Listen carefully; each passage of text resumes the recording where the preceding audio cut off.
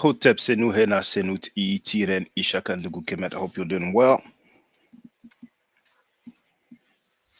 The title of this video is I thought I corrected the title.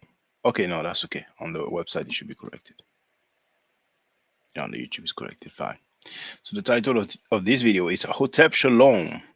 The King of Judea had the Ankh on his seal in 800 BCE. Yes, you've heard right.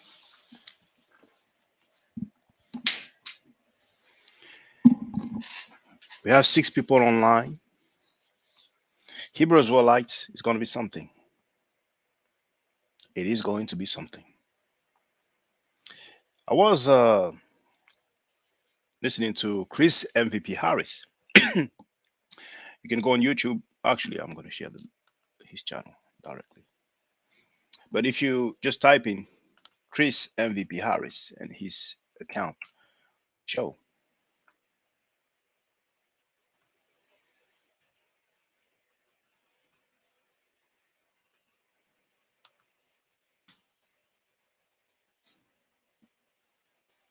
So I hopped on his live stream and we spoke. You have the link in the chat there. Then he told me to look up some artifact. And I was so surprised. But before that, let's go back in time.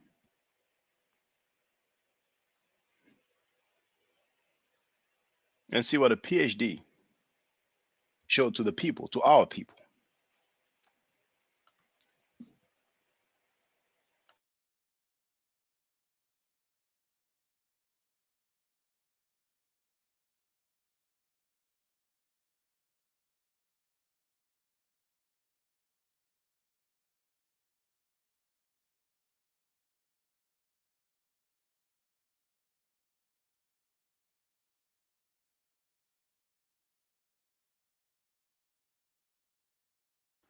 Hotep, this is Shakandugu Kemet.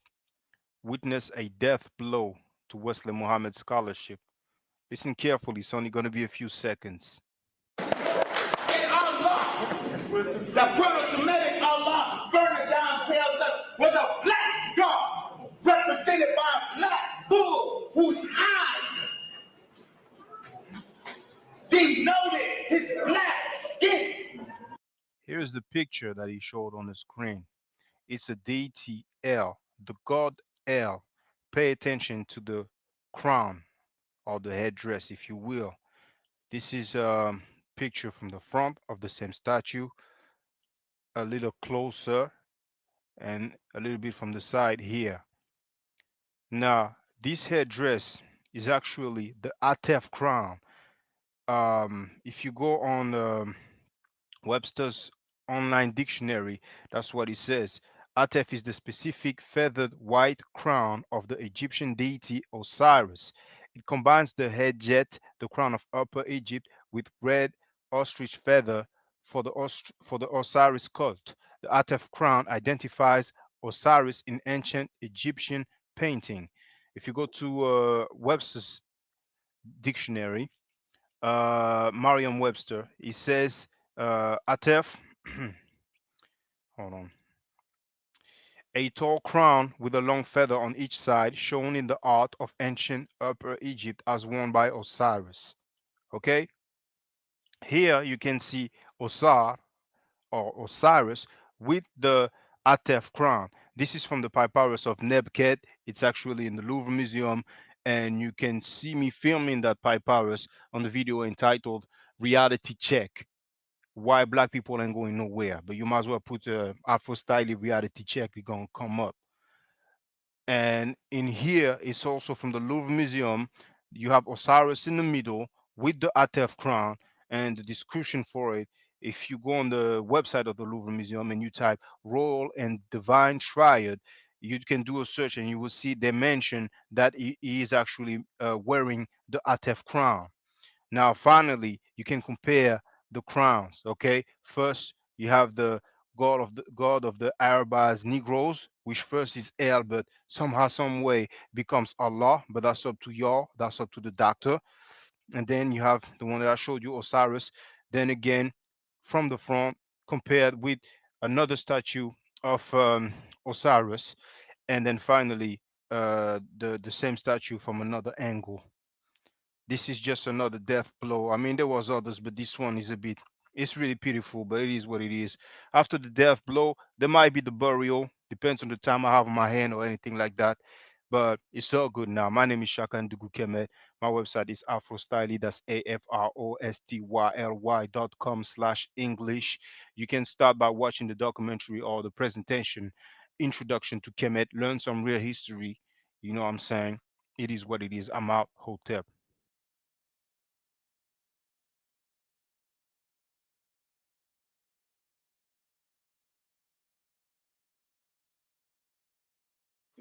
Look,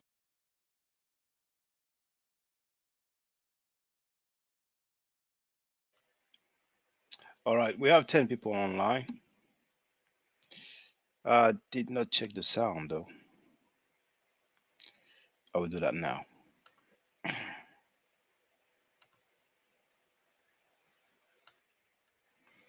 have an ad. Give me 2 seconds.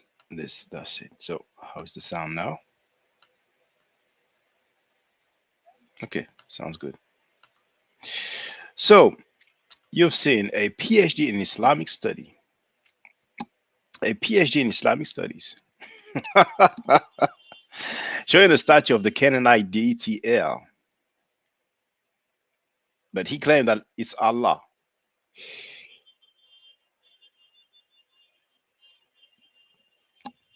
He is accustomed to acrobatic linguistics and acrobatic gymnastics.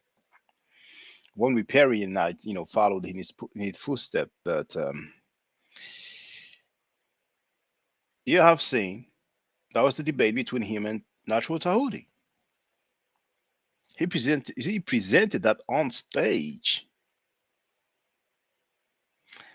and that statue wears the Atef crown.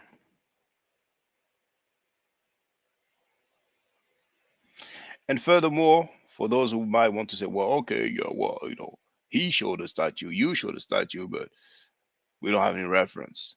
Where is the statue?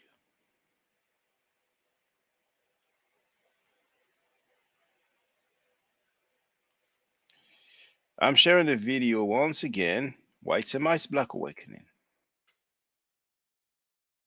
Have it in the chat there.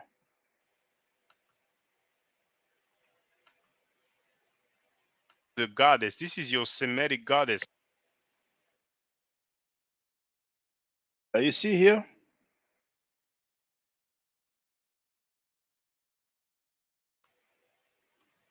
The book is The Oxford Archaeology in the Near East, Volume 5, edited by Eric M. Myers.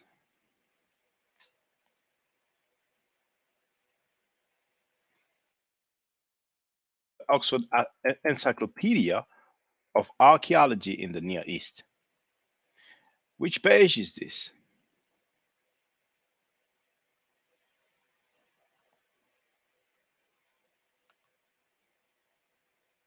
No, it's coming.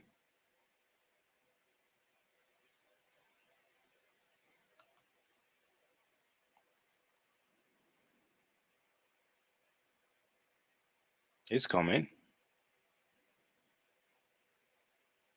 It's coming. Don't worry about this. Don't worry about this. No, that's the book here.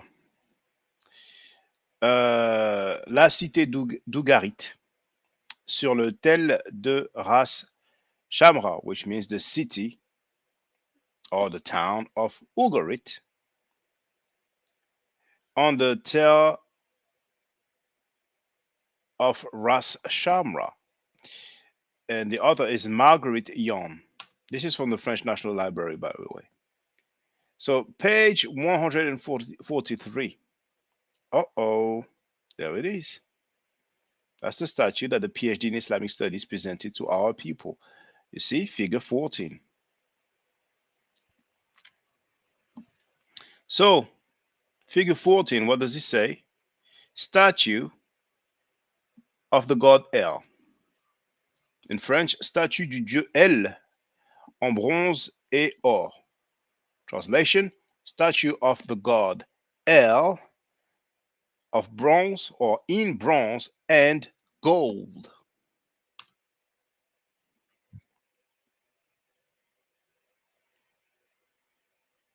So apparently it was found in 1960. 1960.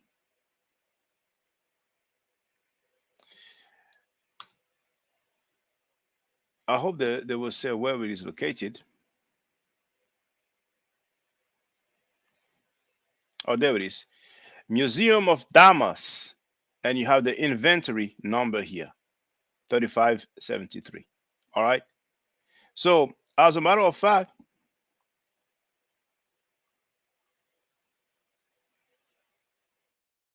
it says that it's made of bronze covered with a leaf of gold. And we have an old man seated, wrapped in a coat, a long coat. Okay, I went I went straight to the bottom line. Now, let's read from the second line. He was wearing on his head a Syrian version of the Egyptian headdress Atef. Oh, bloody hell. Okay, so that is out of the way. We have 12 people online, 13 now. Now let's deal with the King of Judea. Oh my goodness. I don't know if you're ready. I don't know if you're ready for that knowledge. I don't know if you're ready for that work.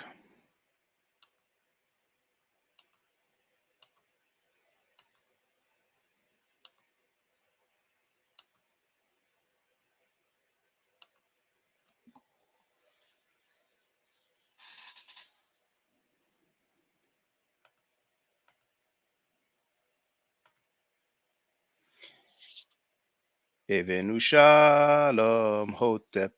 Evenu Shalom Hotep. Evenu Shalom Hotep. Evenu Shalom, Shalom, Shalom Hotep. Evenu Ankh Hotep. No. Evenu Ankh Shalom. Evenu Ankh Shalom. Evenu Ankh Shalom. Evenu Ankh Shalom. Yes, Hebrew Israelites. Yes. What language does that look like? What language does it look like? Is this Hebrew? Is this Paleo Hebrew? Is this Phoenician or some other Canaanite script? What is this, Hebrew Israelites? What is this here? Do you recognize this? You can start rapping right now. It appears that we might have more in common than we thought, dear Hebrew Israelite brothers and sisters. This is the reconciliation. We're going back to the basis. We have 15 people online. I'm going to share the link. It comes from the website CNN, and I'm sure you're familiar with that website.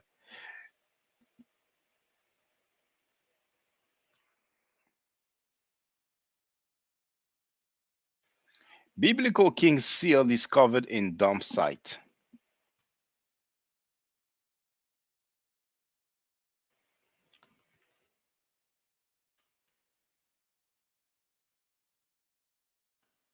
You have the link in the chat. For those who want to complain and claim that this is a fake artifact, this article was written by Will Halpern and it was last updated December 4, 2015.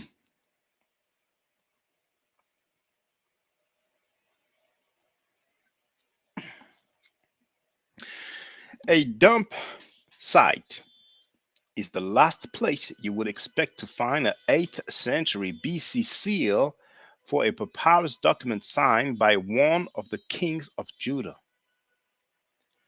Perhaps that's why it has taken 2,700 years for the piece of clay inscribed with King Ezekiel's seal to be discovered in Jerusalem. It is believed to be the first ever seal, also referred to as bulla, from an Israeli or Judean king to be discovered by archaeologists. The seal of the king was so important, it could have been a matter of life or death, so it's hard to believe that anyone else had the permission to use the seal. Eilat Mazar, who directs excavations at the city of David's summit, told CNN. Therefore, it's very reasonable to assume we are talking about an impression made by the king himself using his own ring. This is the greatest single item I have ever found, added Mazar, a third generation archaeologist. Hebrews were lights. This archaeologist directing excavation in your motherland has said this is the greatest single item that he has ever found. Look at this picture. I'm sure you recognize this is your Holy Land, right?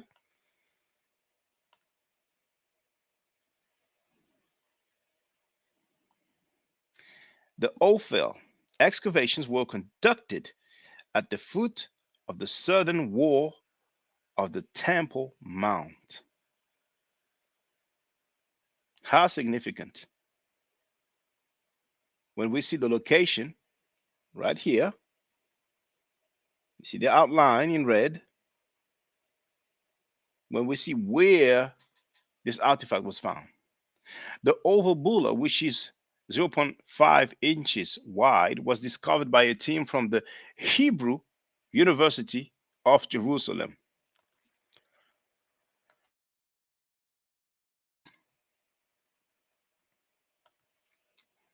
Led by Mazar, the team were excavating an ancient dump near the Silwan neighborhood beside the wall that surrounds Jerusalem's old city.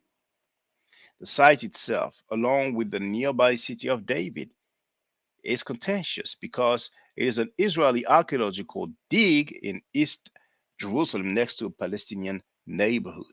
Critics say the dig is politically motivated to extend Jewish claims over East Jerusalem and the Old City. Archaeological finds become historical justifications. We even have a video about the Ophel excavation. Is it still online? Well, it is still online. We're going to watch that together.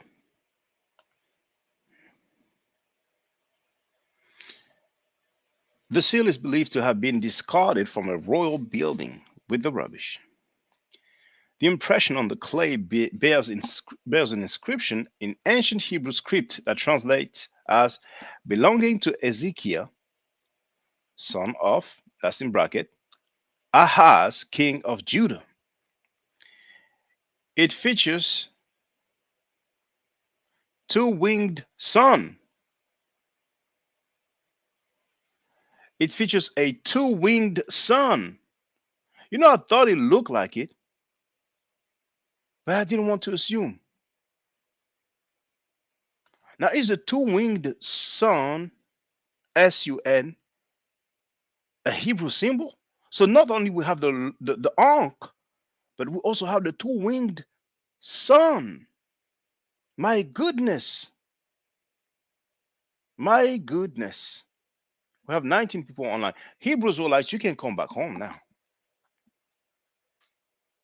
Your own king had these symbols. I better not hear any of you criticizing Kemet ever again in your lifetime. Or else, in the same breath, you might as well criticize that king of Judah for having some Kemetic symbolism, some Kemetic symbols on his seal, his royal seal. The Ankh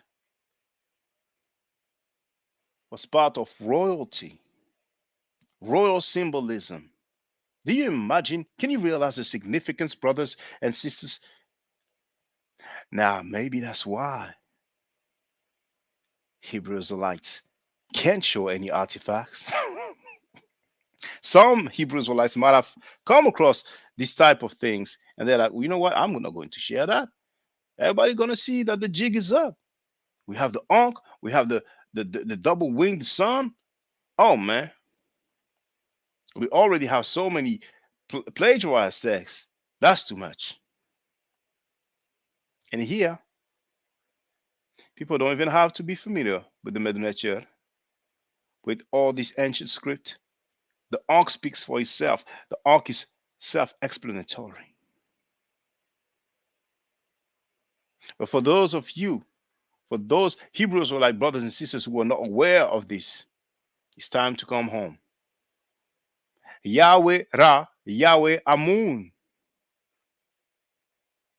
has made it so that you can have the archaeological record, the archaeological data that shows you how important those Kemetic symbols were in your holy land.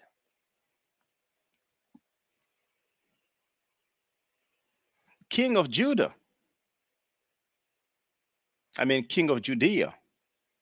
There's a Hebrews who like to, he has Judah in his name. Does that come from India? Ah,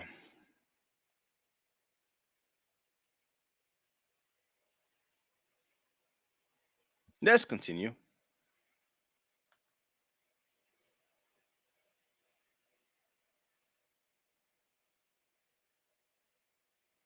It features a two-winged sun with wings turned downward, flanked by two Ankh symbols symbolizing life. There were two Ankh symbols.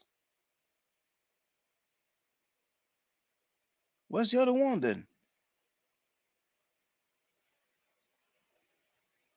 Did they double up on the Ankh?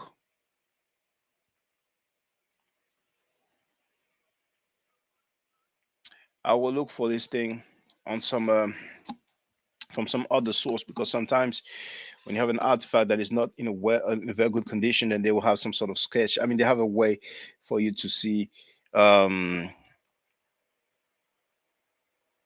to see what's written more accurately. As a matter of fact, I will do that now.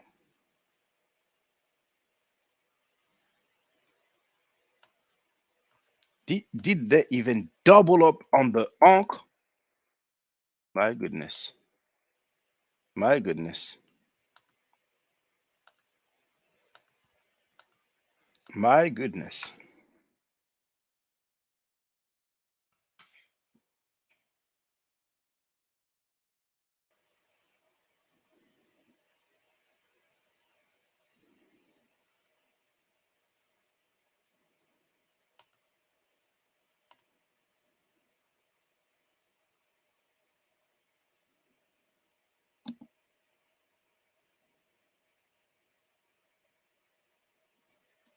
Now, if you don't like CNN, you have biblicalarchaeology.org.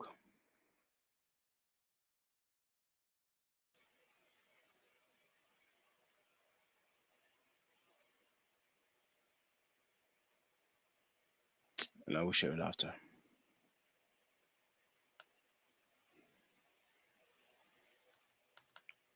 We're gonna get some clarity today. Now,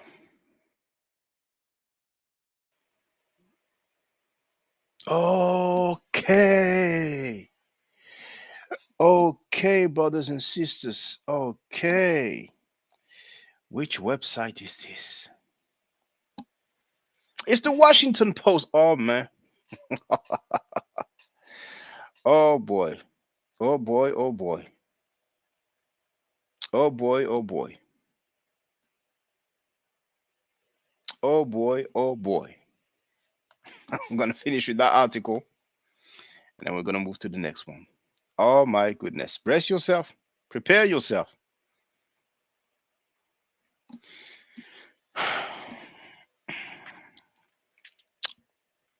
So, flanked by two Ankh symbols symbolizing life. Nearly everybody in the Mama know that the Ankh stands for life, but they still tell you in case, just in case. Other bullets bearing the name of King Ezekiel have been seen on the antiquities market. However, the others are not as important because they were not found by archaeologists and therefore may not be genuine according to Mazar. What we know about King Ezekiel, the Bible describes King Ezekiel as one of the most important kings after King David, said Mazar. I mean, he's not a minor king. One of the most important king after King David. Oh, Hebrew Israelites. Hotep Shalom. Shalom Hotep. We're going to discuss. We might even come up with a Kemetic version of uh, the Hebrew Israelite doctrine. So we're going to decide, should we say Shalom first or Hotep first?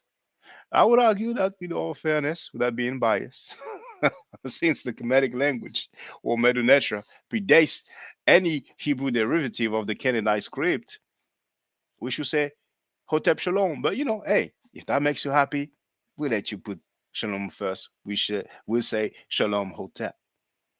It's time to come home. I'm so glad for this archaeological finding that leads us to a reconciliation. You don't have to bang on Kemet no more. Begging on Kemet, dissing Kemet, disrespecting Kemet is ultimately, by default, going against your own king.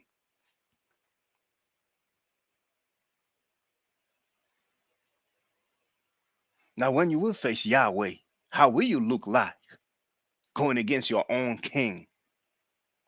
It shouldn't hurt you. This should make you happy. This should make you glad. Now, when people will ask you for archaeological data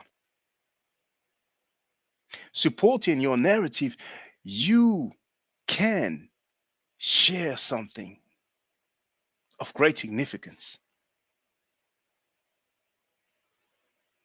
Isn't that beautiful? Let's continue.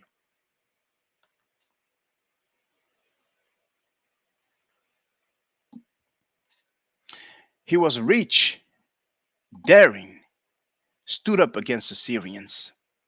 A very impressive king, she added. Okay, Mazar is a female. The archaeologist is a female. King Ezekiel, who reigned from about 727 yes, 727 to 698 BC, is certainly portrayed favorably in the Bible. I mean, just listen to this. It's like a sermon. It's like a sermon. One of the most important king next to David, one of the most important archaeological find for that archaeologist Mazar, and he was spoken of favorably. He was portrayed favorably in the Bible. So now you cannot say, oh, that was one of these loose Canaan. He was a knucklehead. He's one of those knucklehead kings. No, favorably in the Bible.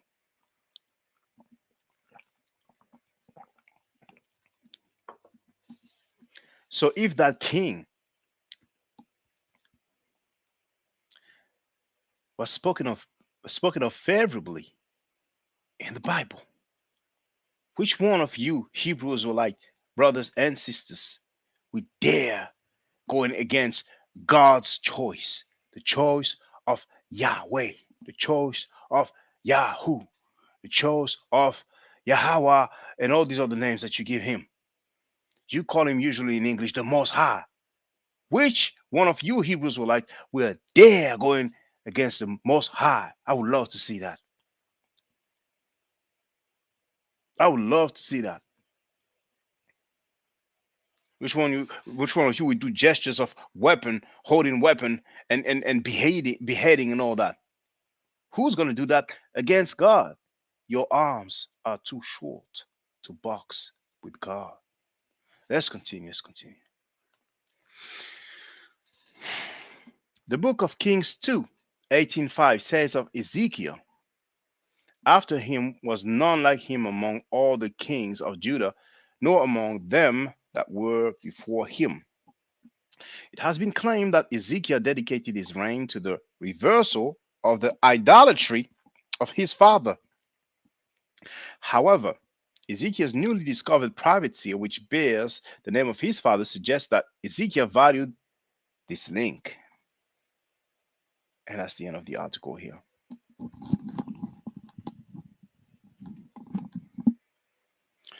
Now we're going to move to the Washington Post. My goodness, we have 22 people online. Hebrew Israelites are silent. They are in a state of shock. They would have never thought in their lifetime that they will come across that type of information. What are they going to say now? I'm curious. If you know some Hebrew Israelites, call them now. Call them now. There's no excuse. I don't want to hear, I didn't know. They know. They're calling each other now on some, what are we going to do now? Okay, the link, okay. Will it work this way? No. So I'm going to repost it. Delete that. And I will repost it. Thing is long. Hopefully this will do. Oh, okay. Shorten link and it's done. Shorten link.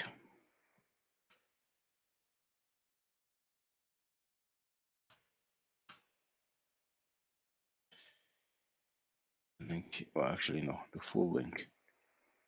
Up. Boom. URL. And now Washington Post. Damn it. All right. You have the link in the chat now. Seal. Okay. It's okay. I'm going to the article anyway. Seal of a biblical king is found in a trash heap in Jerusalem. And now, on the right, the original seal, and on the left, you can call it what you want. Sketch, reproduction, call it what you want. That's the Ankh that is so obvious here. But look at here. Look at here. Look at here. It's not complete, but it's obvious that this is the Ankh. What else could it be?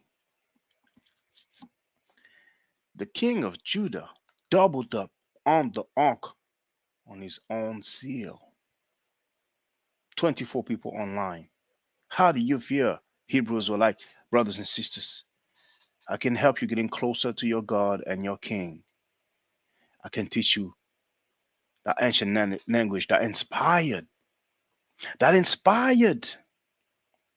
the seal. The previous site was CNN. They told you what the Ankh stands for. They said life. So what are you guys gonna say now? You guys gonna say that, well, we don't know what the meta nature has not been deciphered, so we don't know what the Ankh means. But all of a sudden, these other writings here, it's deciphered. It's a tough pill to swallow. I mean, remember, and I might as well go through it, but the article is a bit long though.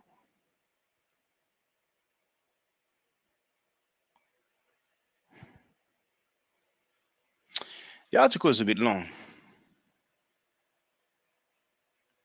explaining how most likely the Paleo Hebrew script derives from the meta nature. You owe so much to Kemet Hebrew Israelites, even your script.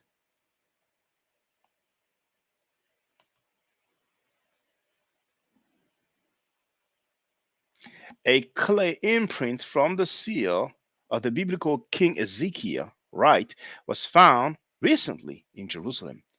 A projection of the seal's image, right, shows a two-winged sun flanked by two Ankh symbols.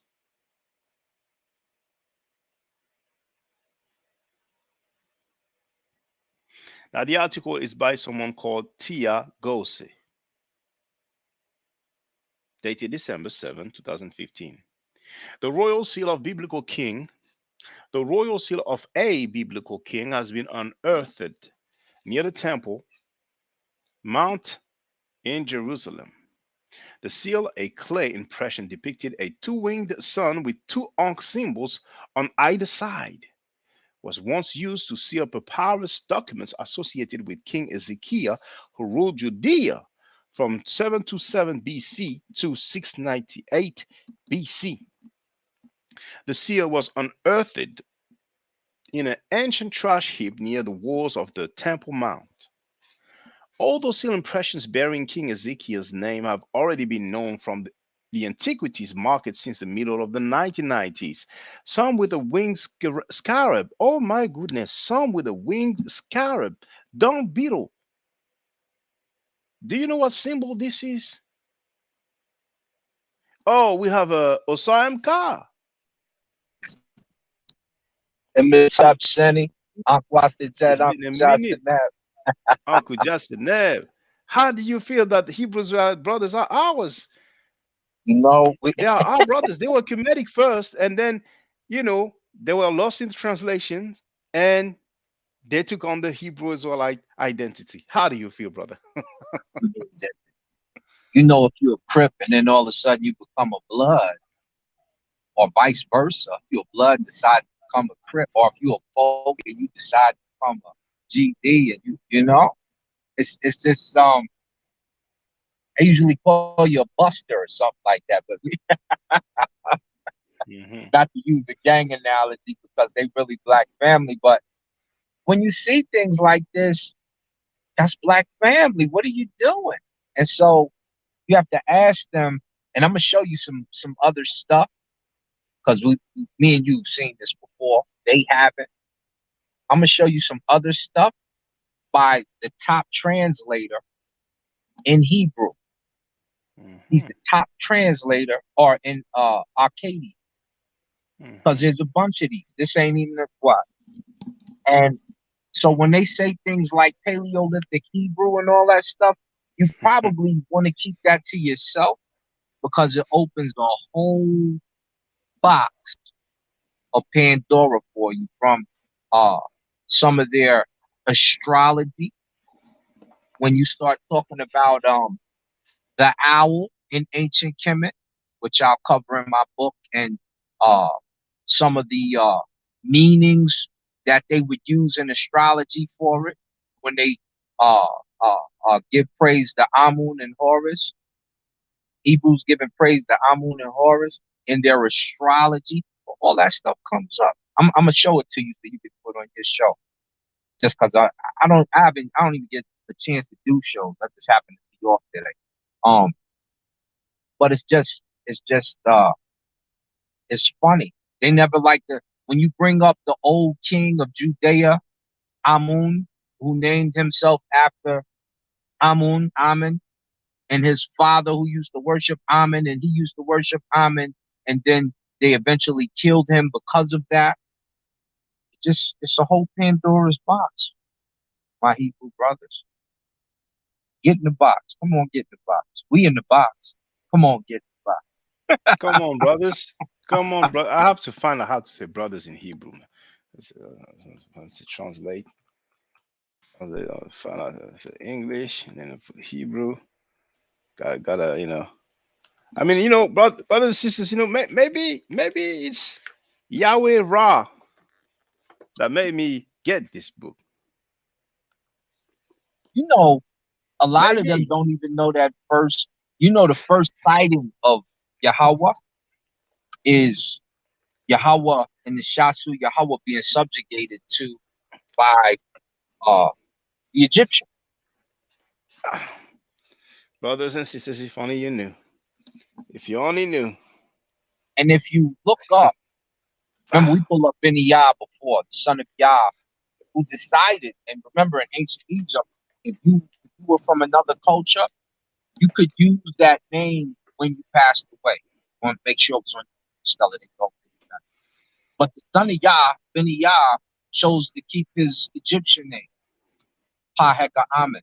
They don't like to talk about that. They don't like to talk about it. And I showed it to Michael Edwards years ago, who showed it to Zion Lex, and Zion Lex saying how come him and brothers don't bring this out. I had already brought it out. It was about 8 years ago, so or something that year. So when we talk about Black Hebrews, so there's a whole lineage of Black Hebrews who most of them wanted to be Egyptian, which begs the question: why you, what are you doing now? What's going on? What's up? Don't be afraid, brothers and sisters. Come and join us. We're gonna help you go back home, back to the sources, back to the origin. This is your king. Is this your king? This is your thing. Burn it all. Burn it you have all. you have to follow your king. If you don't follow your king, who else will you follow? This But is really, this is, I mean, oh, Brother Shaka, we have the last heart filled. We have the last filled bearing. Burn it all. Burn it all. that's incredible. That's incredible. And this article that I was going through, it talks about the scarab, the dung beetle. And brothers and sisters, this is a keper glyph or keper because the h is a bit difficult to pronounce. And for the record, there's this guy, is known for linguistic acrobatics. He talks about the actual word keper. Let's listen up. It's only 31 seconds. Fly in English is the same word, except we don't have the k prefix sound in there in the word fly. And so the word, the phoneme R is now L in English, and the P sound is F, in English. It's just simply the word. It's a very old word. It's all the Indo-European is in every African language. Now, of course, don't listen to these guys, linguistic acrobatics and linguistic gymnastics, but he was talking about that word keper, KPR. That's the transliteration. So there's some other impressions, seal impression bearing King Ezekiel's name, like it says here, that were already been known from the antiquities market since the middle of the 90s. I mean, they knew it so long ago. Some with a winged scarab, dung beetle symbol, and others with a winged sun. So you see, it's not the first one. However, this is the first time that a still impression of an Israelite or Judean king has ever come to light in a scientific archaeological excavation. Elliot Mazar, the archaeologist who led the excavation, said in a statement. I mean, damn, man. And that statement here, you have a link. Would it be in English? Because this is an Israeli website. Oh my, this is the Hebrew University of Jerusalem. So this is the university making mistakes. But the link, it seems like the link is no longer working. It leads to the university, but the article or the statement is not appearing. They probably updated the website. I mean, the article was like what? What's the date? 2015. So that was what, 7 years ago. Funny, it was December 7. You know, it's like just uh we are in December now, December 14. Oh man, and that's something. But Right on no, point. I want to see some Hebrew Israelites, at least one. You cannot just run away from this truth. You cannot run away from this fact. You have to come, even if you want to say, I disagree with that. I think that this archaeologist is onto something. She might be a Zionist. They don't want us to know this is black folks. Just say something. I Just almost want to say, put a challenge out. yeah, Hebrew what challenge? Israelites. I bet you I can find worship of the god Shu amongst Hebrews and Israelites. I bet you I can find worship amongst the god for the god Shu. Now I'll put that out there for those who speak Akkadian, which becomes Hebrew. We have our brother Jason Edwards. He's a 23-year-old young brother. He's in the South, and he's already, he started learning the Medunet chat by himself, and he has a level already. So Big applause, Jason. Big applause. Because this is what you're finding amongst the conscious community right now. They're trying to pull away from this and pull away from that. Everywhere you turn to, they go, oh no, don't go, no, don't do that. Gotta stick to something and enjoy it. mm, And enjoy it. And remember, as you learn it and people around you become involved in it as well.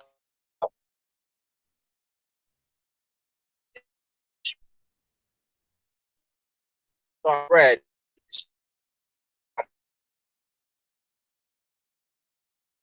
So anything, when they start talking, learn you get nice. Oh, don't be in West Africa doing different stuff like that. No, if you want something to vibe, bring it to it's not. I was for my last.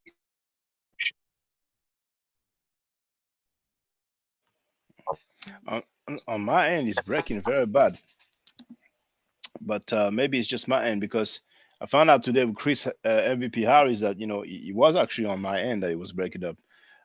Brother Jason, can you please tell us, was it breaking on your end as well, or was it normal? Was it okay on your end?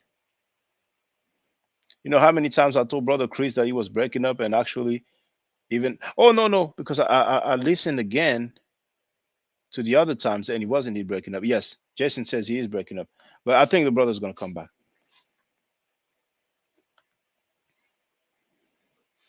Yes, brother. Yeah, Jason also said that you were breaking up, so it wasn't just my end. But feel free to speak, brother. Yeah, that's because I'm driving over here. Oh yeah, okay. Going back and forth. I hit a bad patch. But yeah, I was saying, you want to revive something, um, you have to bring it back into use. It's really that simple. It's how Hebrew became a language again, a living spoken language again. Um, And this is what we do with Metal Nature. Start to bring it back. Start to make it happen. And don't forget, Coptic is the last form of it.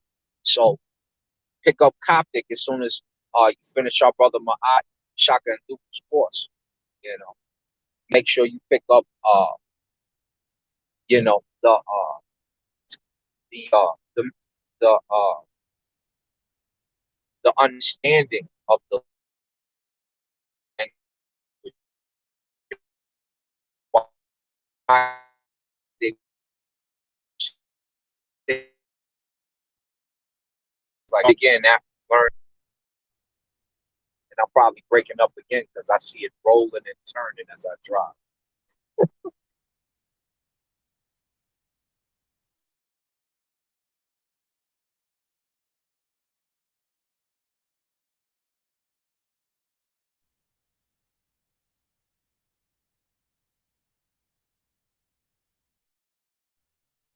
Okay. Can you hear me now?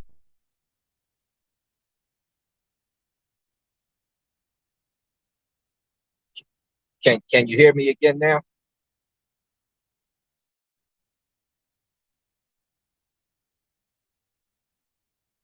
Think but it ain't come through the sound. I'm gonna go out, come back in, and see if it makes sense.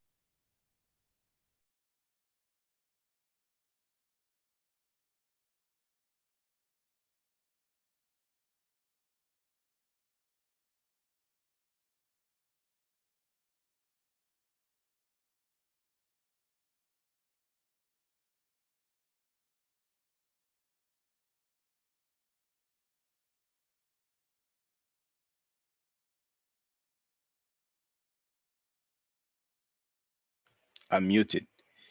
So he was advising people to pick up the Coptic once they are familiar with the Medum Necher,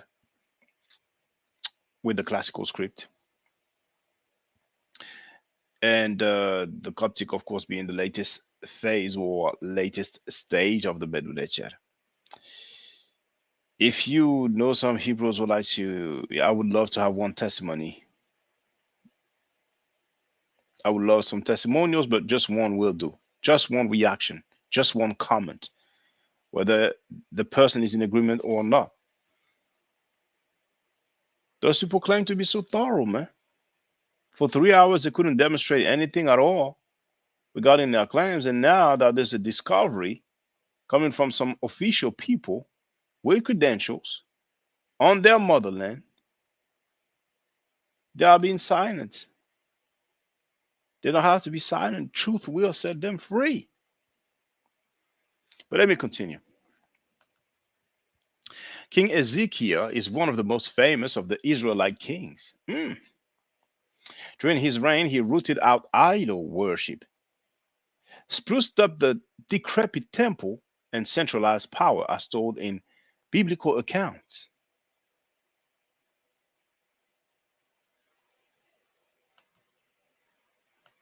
And what does that thing say here, biblical account? It says, now this is lifescience.com, and it says, Bible possibly written centuries earlier, text suggests. The ancient text shown in this drawing was discovered on a shard pottery in Israel and turned out to be the earliest known example of Hebrew writing. And well, this is known, 10th century BC. Scientists has discovered the earliest known. You know what? I'm going to finish with that one first. His reign is also one of the best to be documented by non-biblical sources. The chronicles of the Assyrian kings Sargon II and Sennacherib, who laid siege to Jerusalem in Ezekiel's time, describe the Israelite ruler paying tribute to them to fend off attacks. Belonging to Ezekiel, the team found the seer while sifting through remains from a trash heap found outside what was once the royal building, essentially the food pantry for the ancient kingdom. Let me see if somebody just joined the panel. Okay. I'll have to remember to go back and see if somebody's on the panel. So we have 15 people online right now. When the researchers took a closer look. They realized the item was a seal with the following inscription: belonging to Ezekiel, son of, and that's in brackets, son of Ahaz, king of Judah. The seal measures about a half an inch across and bears the imprint of the ring that would have encircled the seal of soft clay. While similar seals have cropped up in local markets for 2 decades, this is the first time an official excavation has uncovered a seal from Ezekiel's reign. It's official. The winged sun imagery suggests the seal came from later in Ezekiel's rule. Earlier in his reign, Ezekiel used a scarab or beetle, which was a typical symbol of power in the Middle East at the time. Oh, they've been so slick with it. A typical power symbol of power in the Middle East. Okay, all right, fine. Instead of saying Egypt, they will use the term Middle East. Middle East. But I'm not angry. I'm not mad at them. But in later life, he turned to the winged sun imagery, which represented the protection and refuge of God.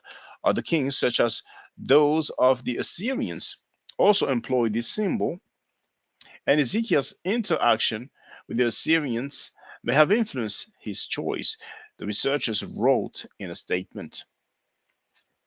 While the king's jaws used a symbol of the winged creature with arms extended, the king's personalized seal depicted those wings turned downward, with the Ankh symbols at either end.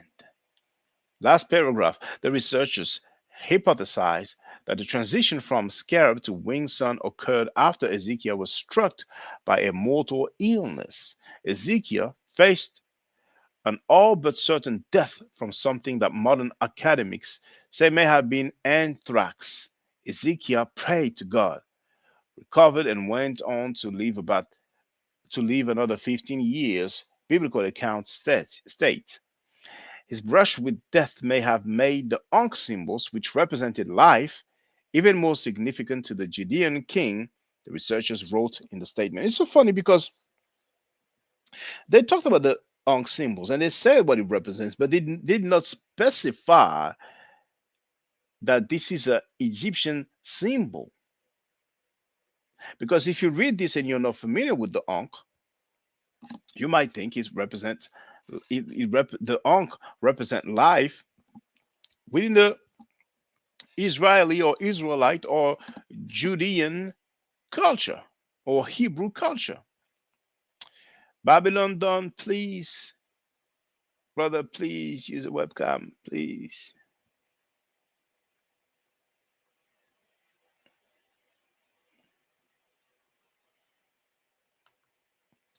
So now I'm going to move to the next article and I'm going to share it.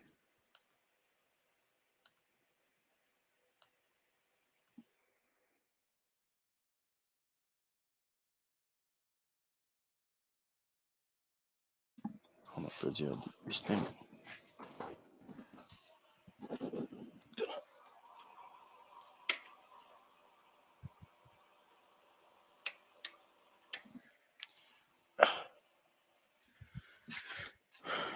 Okay, so the link. There you go. You have it in the chat. Now let me share it.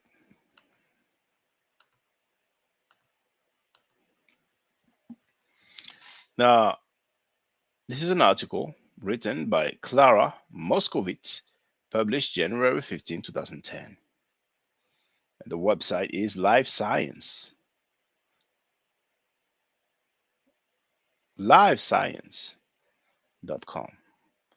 So here you have the ancient text shown in his drawing was discovered on a shard of pottery in Israel and turned out to be the earliest known example of Hebrew writing. Image credits, University of Haifa. Scientists have discovered. I want to remove this advert here. Okay. Scientists have discovered the earliest known Hebrew writing, an inscription dating from the 10th century BC, during the period of King David's reign. The breakthrough could mean that portions of the Bible were written centuries earlier than previously thought. The Bible's Old Testament is thought to have been written down in an ancient form of Hebrew. Until now, many scholars have held that the Hebrew Bible originated in the 6th century BC because Hebrew writing was thought to stretch back no further, but the newly deciphered Hebrew text is about 4 centuries older, scientists announced this month. It indicates that the kingdom of Israel already existed in the 10th century BCE and that at least some of the biblical texts were written hundreds of years before the dates presented in current research, said Gershon Galil, a professor of biblical studies at the University of Haifa in Israel, who deciphered the ancient text.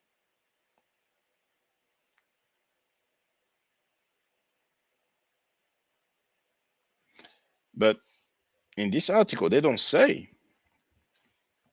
that this is a text from the Bible, do they? That's not a big deal.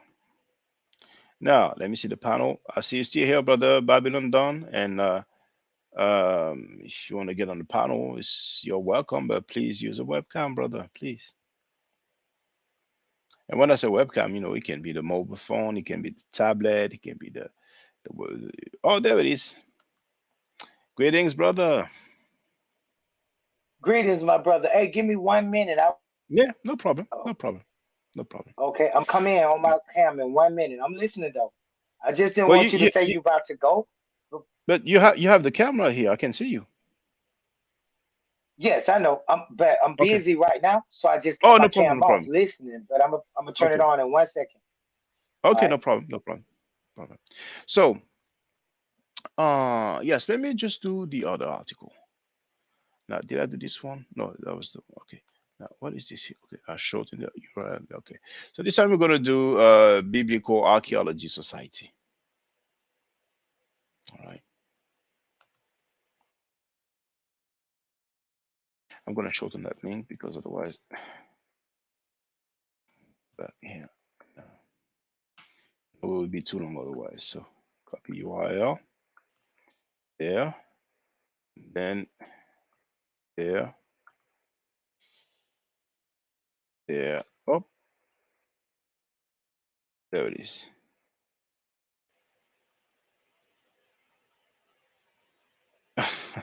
You know what I did? I've shared both links. So remove. So first, the shortened version.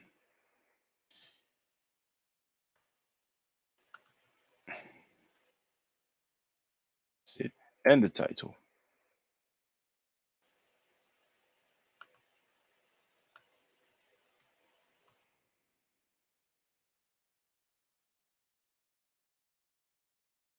That's it.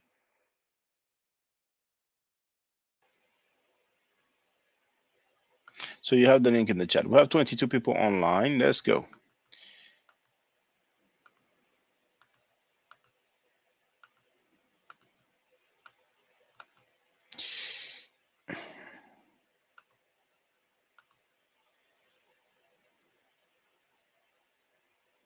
King Ezekiel in the Bible. Royal seal of Ezekiel comes to light. This article is from Robin Ngo,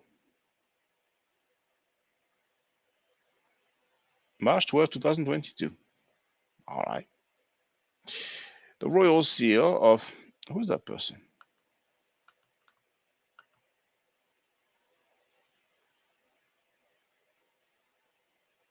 Okay, well, it's okay. The royal seal of King Ezekiel in the Bible was found in an archaeological excavation. The stamped clay seal, also known as a bulla, was. It looks like it's the same article that we read first.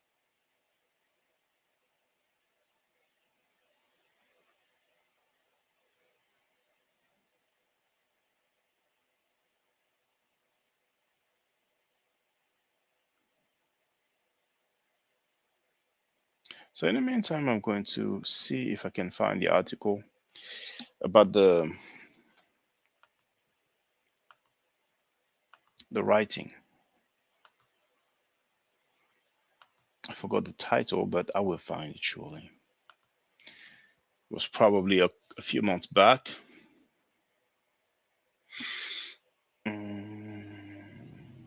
Did I make a live stream or it was just a normal video? Let's see.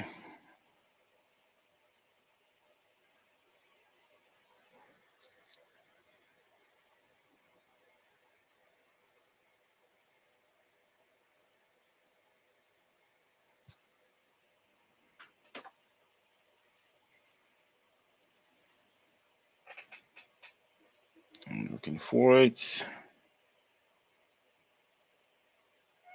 I just don't remember the title, so I have to scroll through it.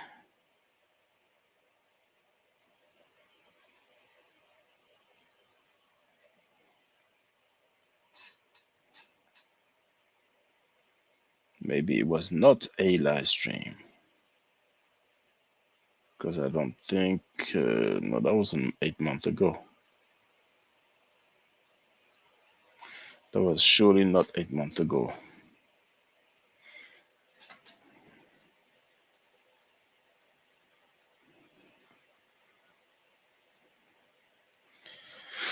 So, yeah, I interviewed Alex Little. That was like, how long ago was it now? 1 year ago.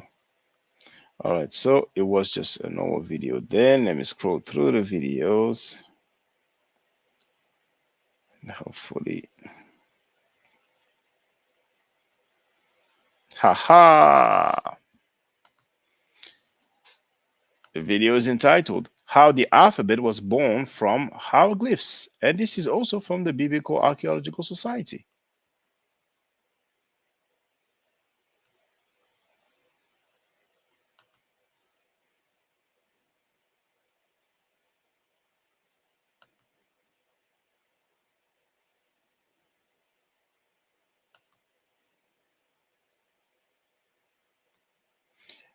There's also a video that I wanted to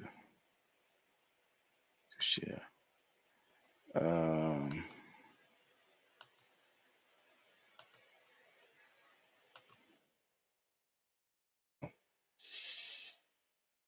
That's what I will do. I will share the link.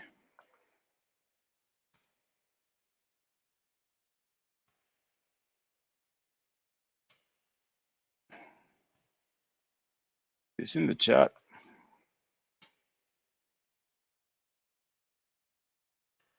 You have the link here. Let's have a look together.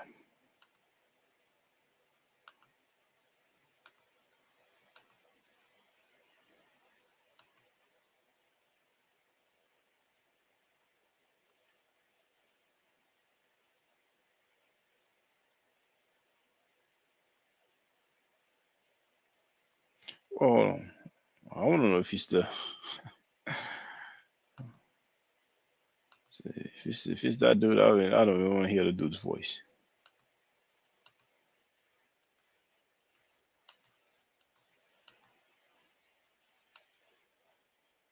Okay, I want to hear that dude. So you have the link if you want to.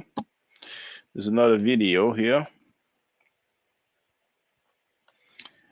entitled King Ezekiel's seal impression found in the Ophel excavation, Jerusalem. Share the link first and then I will play it. Right. So I'm sharing this here. There you have it. And now let's have a look.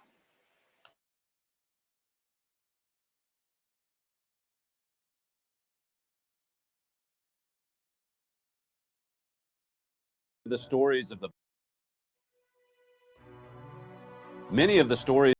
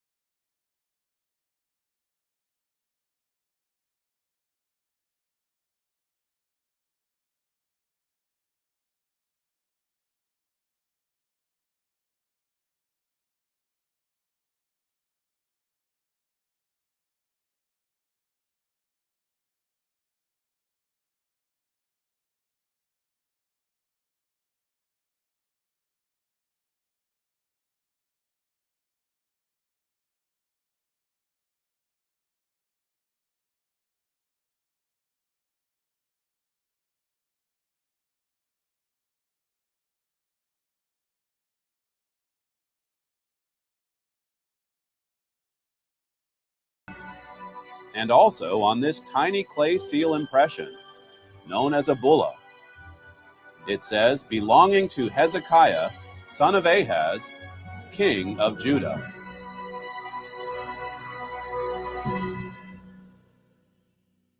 Dr. Eilat Mazar and her team discovered this extraordinary artifact during a recent phase of the Hebrew University of Jerusalem Ophel excavations.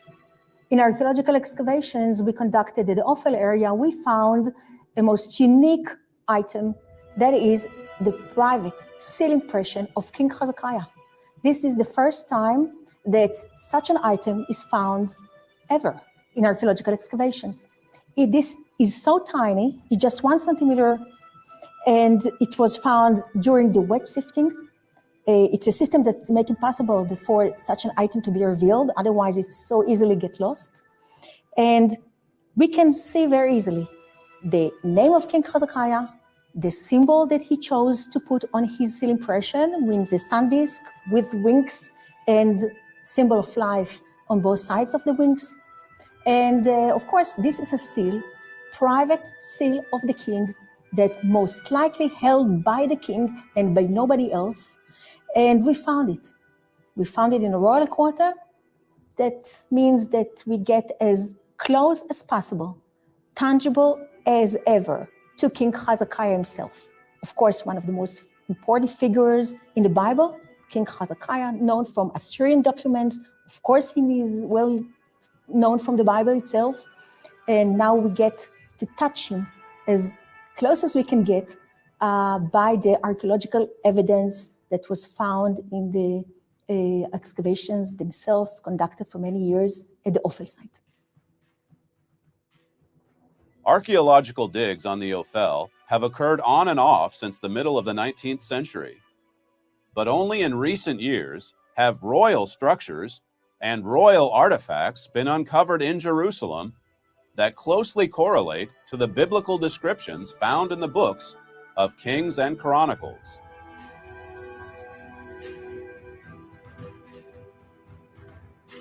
I'm walking into the royal building that we revealed back in 1986 and prepared for the public after our excavations in 2009. You can see that this building is beautifully preserved. It was built at the time of King Solomon and used until the end of the First Temple period, meaning destroyed by the Babylonians at 586 BCE. We found a destruction layer, and all these jars that you can see here, including an ancient Hebrew inscription on one of the jars, which indicate that they were used by the official who is in charge of the bakery at the royal house. From this building, all the bullae and garbage that were thrown from the windows of the second floor. And all this garbage, we found it as it was dumped to the other side of the building. That's where we found many bullae, among which are our bullae. So when the material come back from sifting, we make a list of all the names that we have in the bullae, and one of the bullae was this one. We read in the initial reading, Lechizkiyahu, Malkiyahu, and there was a more letter that we didn't understood, but we left it for later. So after some years, when we concluded the first volume of the publication of the Ophel excavation, we start again. And we saw that there is a dot between the letters of the name Malkiyahu. So it's not the name of Malkiyahu, it's the word Melech and Yehu. And the meaning is Yehuda.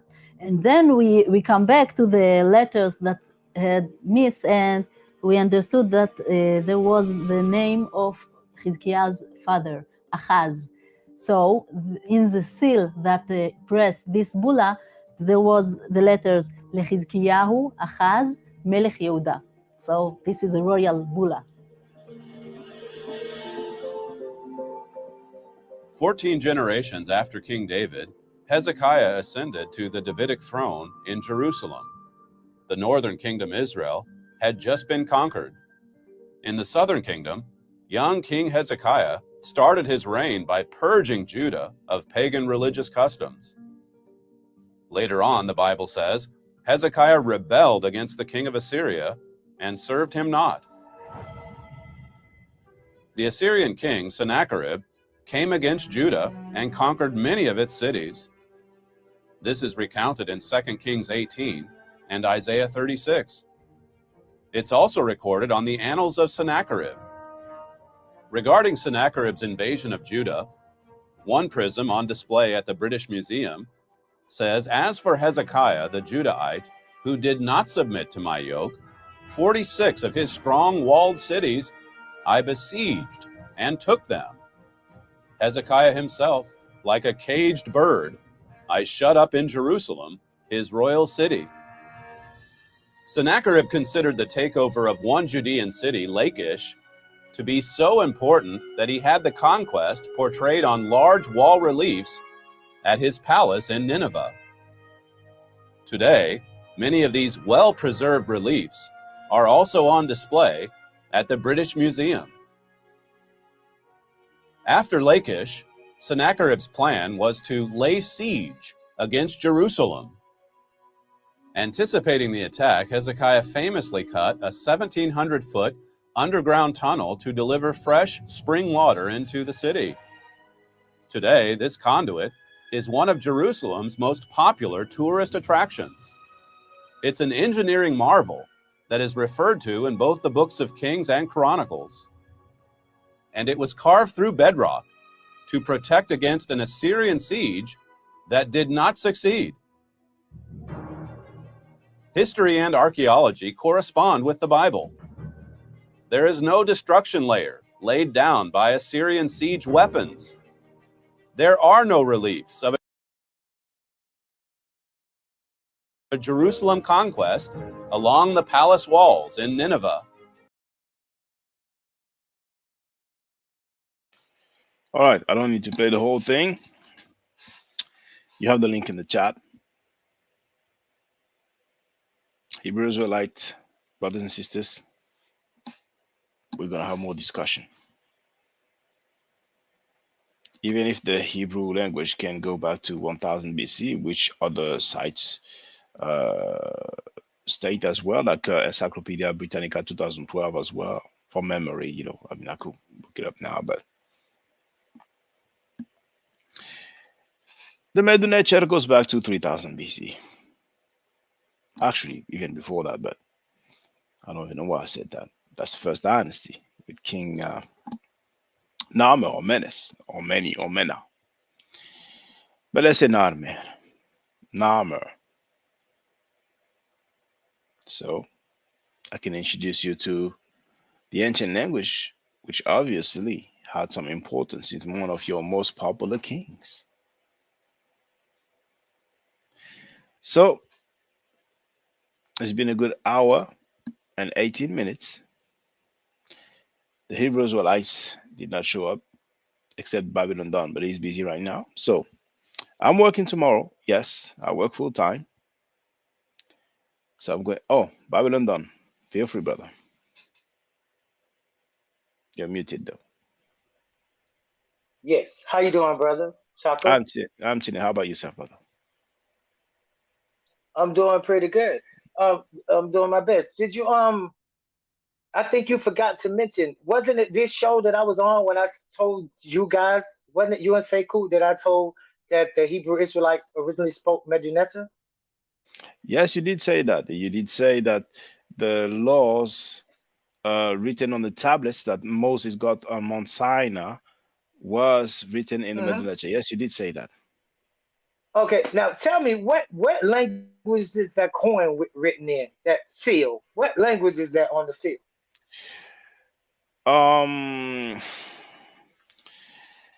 It don't look like Coptic. It don't look like Demotic. It don't look like Heritic. But it's So not. the next I think it's step Phoenician. is I think it's Phoenician. But I'm going to have a look to confirm. Huh? It looks like Phoenician because, for example, no, I'm talking about the picture glyphs on the seal. Now here, I'm going to share the screen so you can see what Phoenician looks like. Okay. So I So can that's the see it. Phoenician alphabet. You see, Yeah, and it is similar I as do. the one. Mhm. So that's what it looked like to me. You know, I'm not an expert, but to me it looks like Phoenician because they have not even stated which script it was. On one of the article, they mentioned, you know, some. I'm paraphrasing, like, you know, old form of Hebrew, something like that. But on that video that I played, though sometimes I was, you know, doing a few things, but I don't recall them saying which script it was. You know, the lady read it. She said Yeah, Melech, and then the name, and Melech is like the Arabic Malik, you know, which obviously means king. You know, yeah. And then she said Yahuda, right? yes, Yahuda, yes, that's how she read it. Yes, Yeah, the and king she, I of think she Jehu, even said it means king Judah. of Judah. Yes, yes, yes. Yeah. And so you do Because know the that there the, are the kings in Egypt, a whole list of kings in Egypt named Yakub, Yakub Er. You do know this, the right? Yakub, yes, we have some Yakub. Yes, some Hyksos king called Yakub. Yes, which Okay, so yes. go ahead. No, no, feel free, feel free. So the seal is written in Meduneter, is what I'm No, saying. You no, see it's not two meant. unks flanking. You see two unks flanking a sun disk with wings on it. That's the Meduneter. Well, the That's two onks, Meduneter. the Mm-hmm. onks, yes. Now the wing disc with the sun, I would say so as well, but the scarab more specifically, it is a reality though that in the Near East they often have the some sort of wing disc, you know, similar. But maybe they got that from Kemet, who knows? But they might not have got it from Kemet. But the Ankh, yeah, 100%. Now, I think in my video, Okay. White, yes, go ahead, feel free. Why would we take a unk and say it's Egyptian, and on the same seal say that the central symbol in it is not Egyptian, when the thing was found less than 5,000 miles from the Egyptian plateau? Well, They if you want walked to, to the place. i- You could walk to there from Egypt. You could walk to the place where that artifact was found at. You could walk straight out of that place where it was found at into what's called southern Judea. Do you know about the northern and southern kingdoms? There was a northern and southern kingdom. And this king, Hezekiah, as they said, but I like the way you said Ezekiel, but it's to the English speaking people, you might want to pronounce it this way so they'll all know who you're talking about. Hezekiah. So Hezekiah is the king of Judea, and Judea is the southern kingdom. And in the southern kingdom, that means that it's the one flanked more towards Egypt and not north towards Turkey and all of that. It's the one that's on the bottom side that's right by Egypt, leading into Egypt. So what I'm saying is that the Egyptians, Egypt stretched all the way to Jerusalem, all the way to Canaan. That is Africa. And when you say Near East, that's a play on words, because what you call a Near East or Middle East is in Egypt. It's in Africa. And if you want to, you can pull that video up today that's called Hebrew Israelites Show and Prove that Israel is in Africa. okay. But what's for sure is that those symbols, like it shows here on the screen, they are not Medrecha. It's like some Phoenician or some sort of, Sinaitic script. Most likely Phoenician, but it's definitely not Medrecha. That is for sure. You know what? The script you have up there, I can't really Yes. see it that good. I'm gonna put it on my big Yeah. screen, Well, oh, but actually, I that forgot to script, share it, but I'm going to share it in the chat. It's Phoenician alphabet. It's from Wikipedia. I mean, I could put up Encyclopedia Britannica. You know, they will surely have now. yeah, I put Britannica, and then I put Phoenician. Now, that's Nuwapi. I'll go to Nuapic. No, no, it's not Nuapic. Now Yeah, they don't seem I'm to have yeah, pictures of the Phoenician on the Phoenician alphabet. I'm talking about Britannica, but maybe I do have the actual software. So I'm gonna look on the software because usually they have images.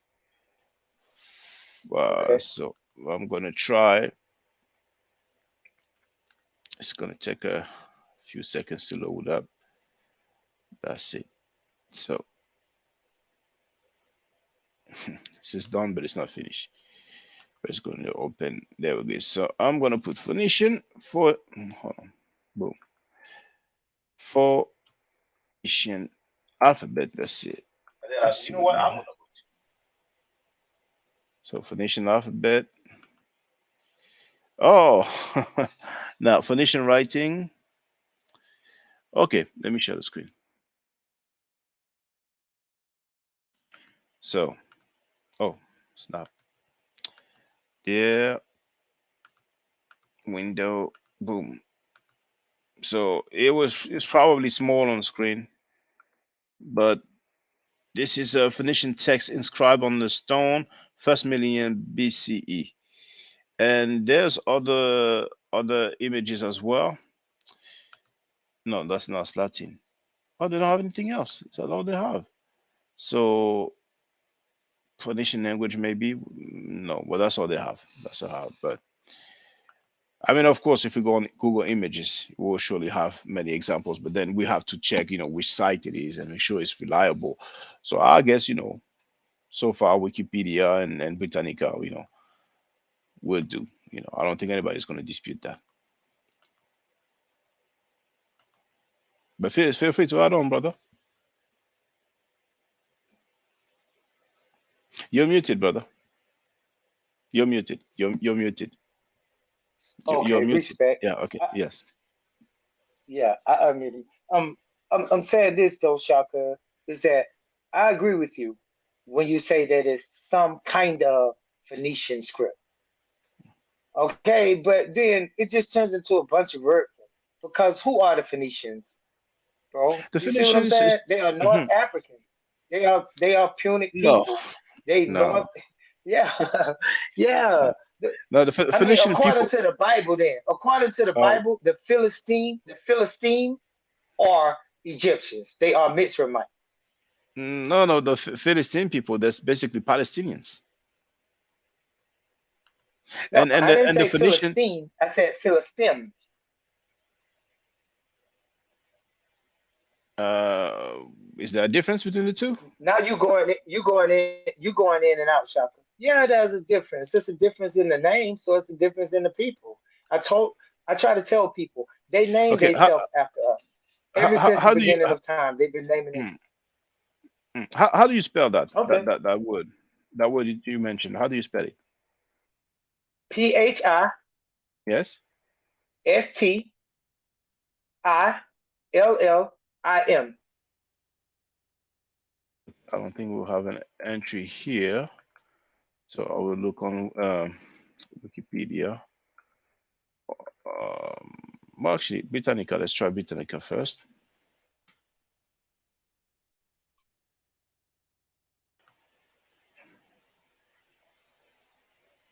No, so search engine. Okay. I think I must have miswrote it. So PHISTILLIM. No, Phi. Mm-hmm, If I spelled it wrong, I'm wrong. mm-hmm, mm-hmm. Phillistim. Philistim. I might have spelled it wrong. That might have L been me being L crazy. I S T I M. Stim.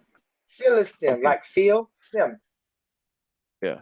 Well, I think Philistine is it might be like some sort of Hebrew way of pronouncing it, but this is definitely Philistines. Um, yeah, it has to be because the result that I have here on Wikipedia, okay, they have What? Philistinism. That's something else. Philistinism. That's something to do with philosophy. So, and I can show you actually. I can show you better than I can tell you. So,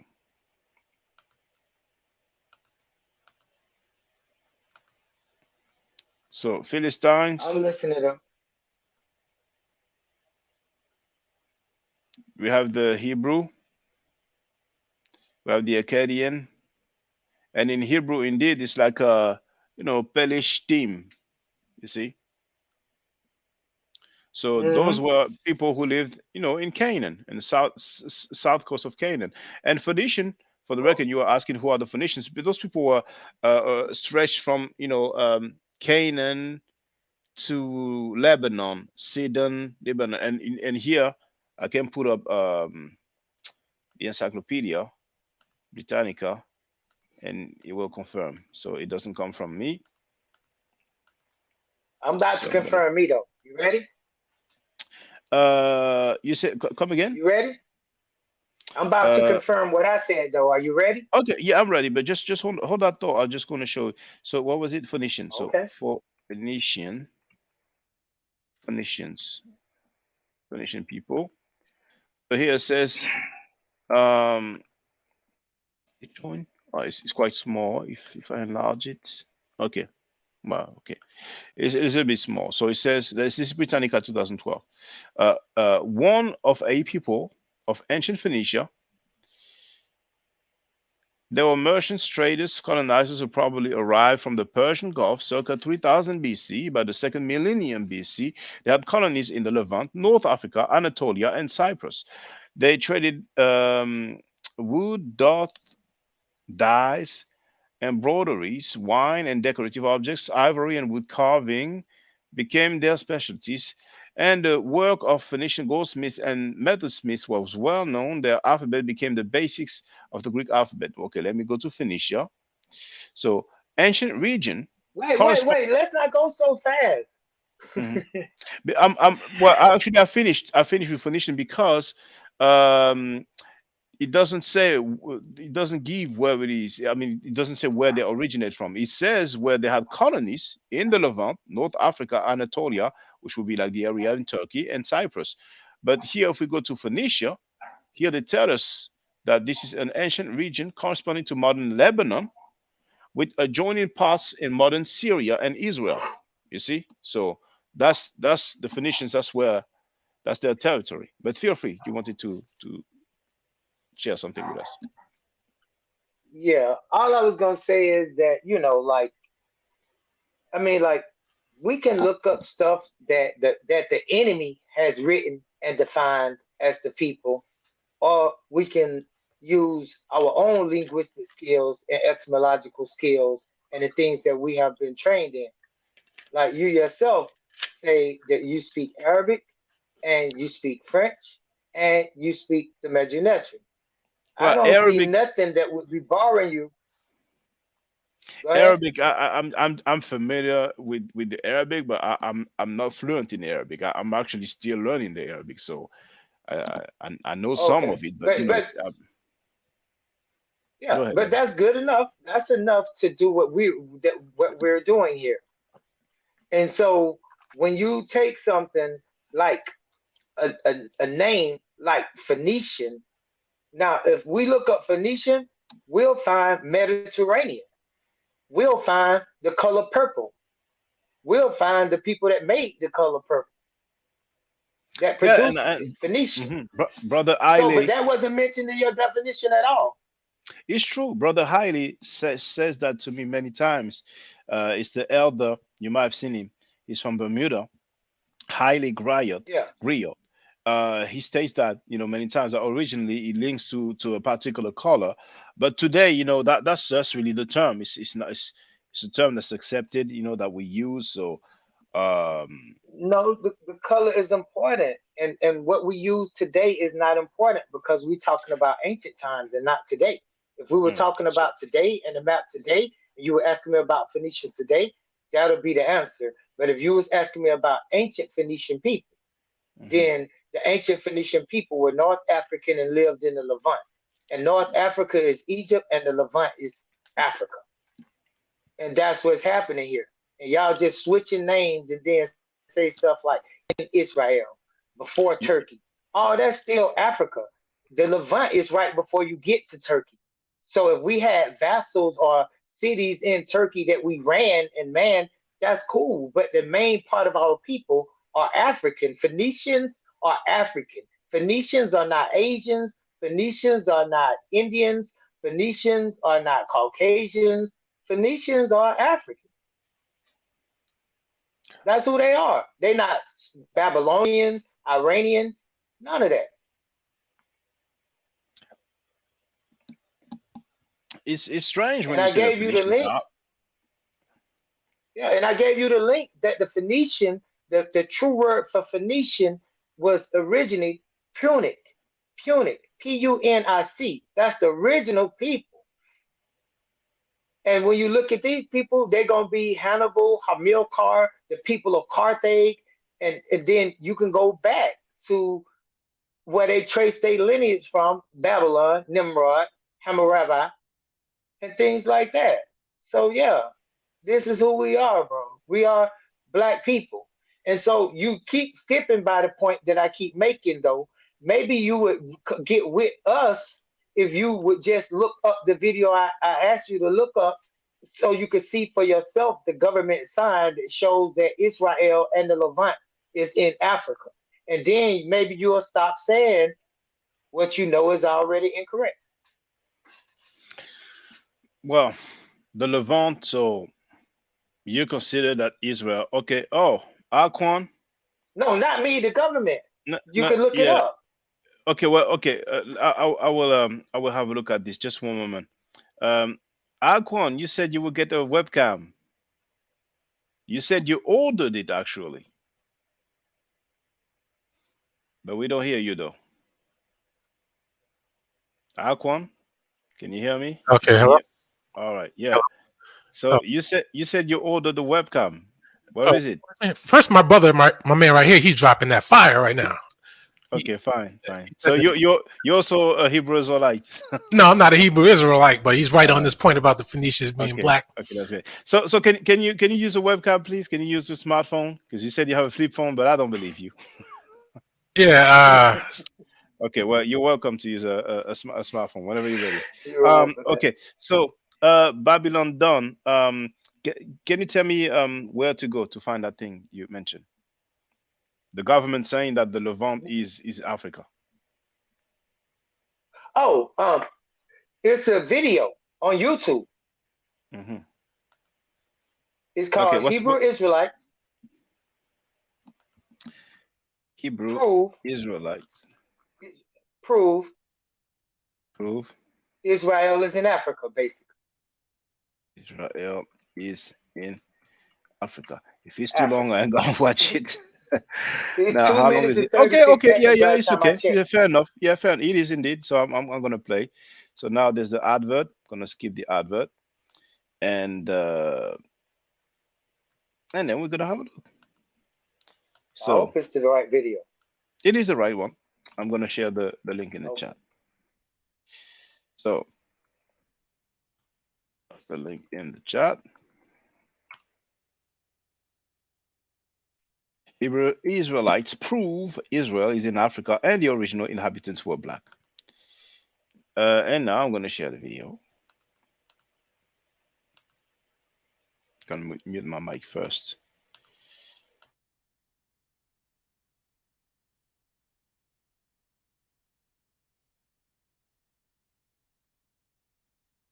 Most Egyptologists and anthropologists, archaeologists of the Eurocentric persuasion will say that Egypt is in Africa. They had to concede that, but then they still draw the line by saying that they weren't Africans like that. In other words, they weren't dark-skinned people.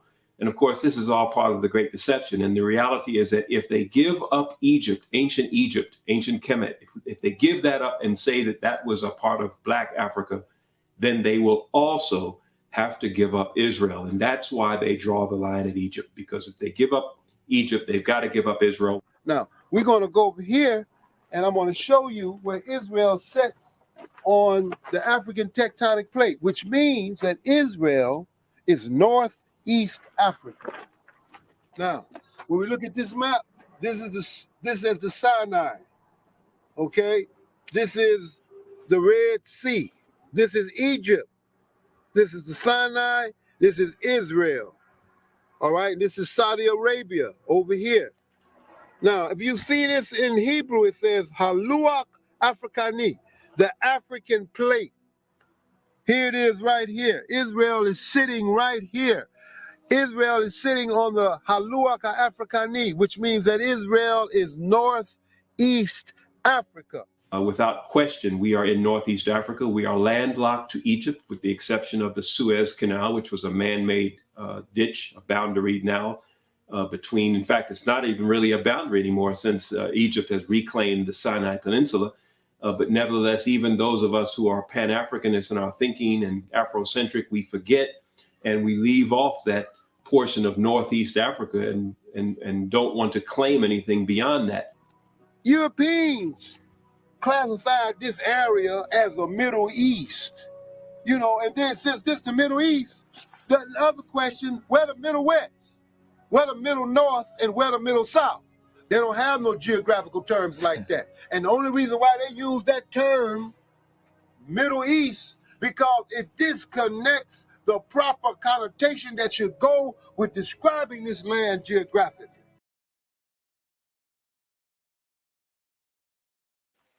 All right, I heard the argument. Dr. Wesley Mohammed, PhD, claims that Arabia is Northeast Africa as well. But then some people might claim that Spain is Southwest. Let me get my north. I have to get my geography right. They might argue that Spain is Northwest Africa, for example. And if people consider that Israel and Saudi Arabia is part of Africa, then other people might want to stretch further east, you know. But so far, I think it's safe to say that most geographers, most scholars in the world are quite clear and quite in agreement with the borders of the African continent. You disagree? You didn't say nothing. You got to say something for me to agree or disagree to. Okay. All right. Well, we So have the make a depictions. point. Make a point. Make a geographic location like I made, and don't say it's an argument when you got shown physical evidence of the government registration. You got shown scientific evidence by the mention of the tectonic plates. You got shown black people Hold on, it, brother. Hebrew Israelites. Which government? Which government? Though you cannot put words in the government's mouth. The Israeli government put that up there. That's in Israel. Yeah, but what, they didn't say Israel is part of Africa. The white Jewish community put that there, and they couldn't lie. They put it there, and now it's known that it's there. That there's a marker there that says that Israel is in Africa, and everybody now knows it. For years, we knew this. You're making that up, brother. And the Levant. Wait, okay. Let me give you another. Let me give you another biblical. It doesn't say that Israel is in Africa. Okay, go ahead. I'm saying, can we just skip that since we already confirmed it? Okay, let me give you another biblical. No, we haven't confirmed anything. That thing doesn't say that Israel is in Africa. You cannot do that, brother. You cannot put words in the government's mouth. But keep going. Bro, what's the video called? Go back to the video then. So I know the title of the video. I close it, but the link is here in the chat, so I can put it back. I'm saying, but did you hear it? Did you hear him say that Israel in Africana? You didn't hear that part? You didn't hear him read the sign? Okay. And he tell didn't say you what that. Israel? He didn't say that, and I will show you he didn't say that. No, I'm saying last time I checked, that's what was on the video. So let's go back. Yeah, we're gonna go back. We're gonna go back. When he talked about Africana, he talked about Egypt. I mean, so you mean to tell me I put up a video that's not about Israel and Africa? Well, let's go back. Let's go back. So Egypt. Okay. What's the name of the video? This is Israel. This is East Africa over here. Plate. Now, okay. When we look at this map, this is the Sinai. Okay. This is the Red Sea. This is Egypt. This is the Sinai. This is Israel. All right. This is Saudi Arabia over here. Now, if you see this in Hebrew, it says Haluach Africani, the African plate. So it says the African plate.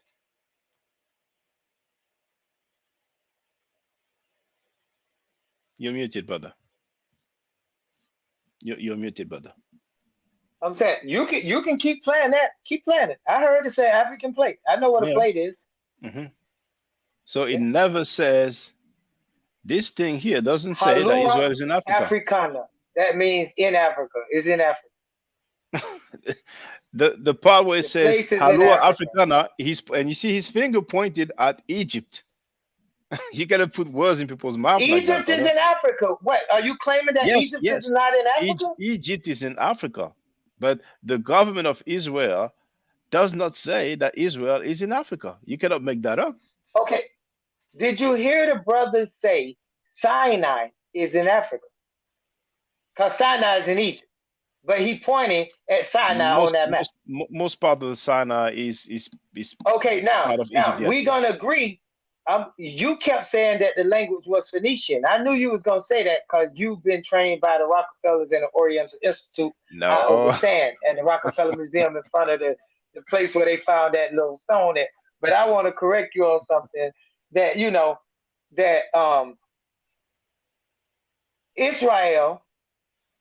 I want to correct you on something by saying that if we were to look at a map and we were to look at the rivers and we were to read the Bible in biblical times, the Bible says that it was one river and it flowed and it was the Gishon and the Pishon, the White Nile and the Blue Nile.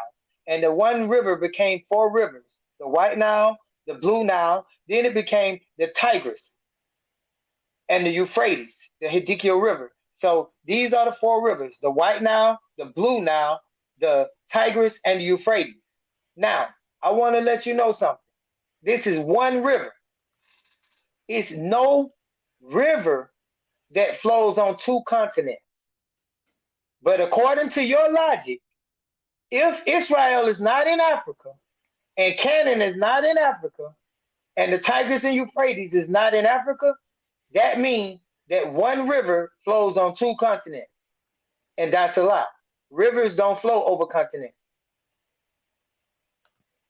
And that's one river. The Nile River flows all the way to the Tigris and Euphrates River, and one river cannot cross a continent. Facts. It seems like you're putting words in the Bible's mouth, if that's an expression that's accurate. But you basically said that it talks about four rivers, and he said the Blue Nile and the White Nile. But that's not in the Bible, is it? That's right. Yes, it is. Oh, can you show me, please? It calls it the Gishon. It calls it the Gishon and Pishon rivers. That's blue. That's White and Blue Nile. Okay, let's get to the Genesis. Yeah. So, one river flows out of Eden. Read it.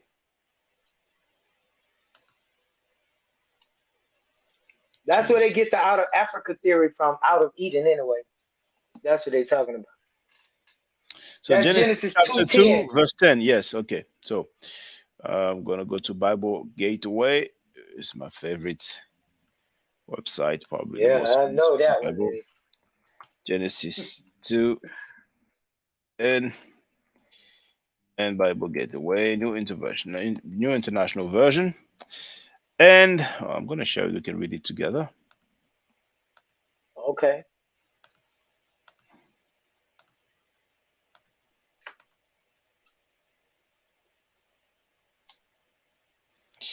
A river watering the garden flowed from Eden. From there, it was separated into four headwaters. The name of the first is Pishon. It winds through the entire land of Havilah, where there is gold. The gold of that land is good. Aromatic resin and onyx are also there. The name of the second river is the Gihon. It winds through the entire land of Cush. Interesting. The name of the third river is the Tigris. It runs along the east side of Ashur. And the fourth river is the Euphrates. So what is Pishon? Let's have a look at Pishon. That's the White Nile. Okay, well,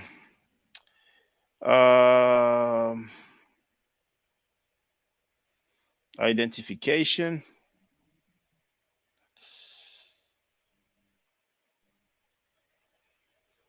Okay. Where do you see that this is a white Nile? Do you have a source for that? Oh, we have Radio One. Hotep Yeah, Radio you One. could look in. I mean, Peace, brother. yeah, you should. Go ahead, brother Babylon Don. Oh, I was gonna say you could just look it up. I don't have a reference on hand that I can say like, hey, look in this, because it's not a biblical. It's not like it's a something that's readily available. But I know it's online. I didn't looked it up before, so I know you can look it up. Just type in Pishon River, and you'll find it. Well, I've It's typed mostly Fission. mentioned by German Jews. It's mostly mentioned by German Jews, like in things like they like, they esoteric books and stuff. But it is online. I'll look it up for you. But I wanted to pull something else up. I got a lot of stuff pulled up, so I was trying to let you do that. But I'll look it up for you. Okay. Well, hold that thought. Radio One, feel free to. Oh, we have the fight doctor as well. So we're gonna do this way. Let's have Radio One, and then after that we can have the fight doctor. And I know the fight doctor called in before. I remember him. So go ahead, Radio One. Feel free, brother. Yes, peace, brother. Can you hear me? Loud and clear, brother. Yes, yes. Peace, Hotep. Peace to the chat. Peace, Babylon Don. The other guy, Peace, brother. Flight One. Yeah. Now, brother, do you know the etymology to Babylon Don? Do you know the etymology of the word Africa? I would rather start with the etymology of the word Africa. That's a good one. Yes, I do. The root word Okay. of Africa is the word afar, and it means dust in the Bible in Genesis. The people of the dust of the ground. Those are the people that predate the Adamites. The afar. Yeah, No, I'm talking about the Africa that refers to the continent. I'm not talking about no Hebrew word. that's what that's what Yes. I'm talking about. Africa that refers to Well, the continent where the gold of that land is good. What he just read about. He just read the well, scripture right there, Genesis well. 2:10. He can read it again First for of you. all, brother, you're incorrect. Okay, Africa, the continent, has nothing to do with some word called Afir or Afar that's mentioned in the Hebrew Bible. That has nothing to do with the Africa of the continent. The Africa that refers to the continent is a Roman word. Okay, you cannot hijack that word from the Roman language and make it what you want it to be. Okay, brother Shaka, could you kindly share my screen? Yeah, of course. Yeah, wait, let me see here. Okay, I just want to show something. Let's see here. Okay. I just want to state one quick fact. There's no such thing as a Roman language at all, Well, period. he meant Latin, of course. Yes, Latin. Yes. No, he meant Roman, just what he said, and there's no such thing. Okay. And there's no Now, Latin language either. Latin is a dialect, a tongue. It's not a language. Oh, Latin is a language. Is a language. let me blow this up some. Okay. No. Now, can you read that? The two Mauritanians. Yes. Yeah. This is Chapter from 1. Pliny the Elder, the natural history. This is 1st century AD. Okay. This is one of the oldest original sources to mention the word Africa. Okay. Tell him that his phone breaking up, bro. It Yeah. ain't doing him no good to talk if his thing gonna be that bad. I think it's on your end, brother Babylon, because on my end it's fine. So keep going, Radio One. Yeah. Now, this is from Pliny the Elder, 1st century AD. And Pliny the Elder wrote in the old Latin language, which goes all the way back to over 2,000 years ago. Okay, this is 1st century AD. Okay, this is the language that the word Africa derives from. Okay, the old Latin language. Okay, and this is one of the earliest times, or the first time, that Africa is mentioned. Okay, and this is from Pliny the Elder. Okay, natural history, book 5, chapter 1. And it says the two Mauritanias, okay? And it says here in quote, okay? Starting from the very top, right here, okay? The Greeks have given the name of Libya to Africa and have called the sea that lies in front of it the Libyan Sea. It has Egypt for its boundary, okay? So we see here that Africa is the new name for Libya. The old name of Africa was Libya, okay? Which was mentioned by the Greeks. But this is from the Roman language. It's not the Greek. The Greeks before the Romans called it Libya, okay? And it says it has Egypt for its boundary, okay? Meaning Egypt, the Nile River, okay?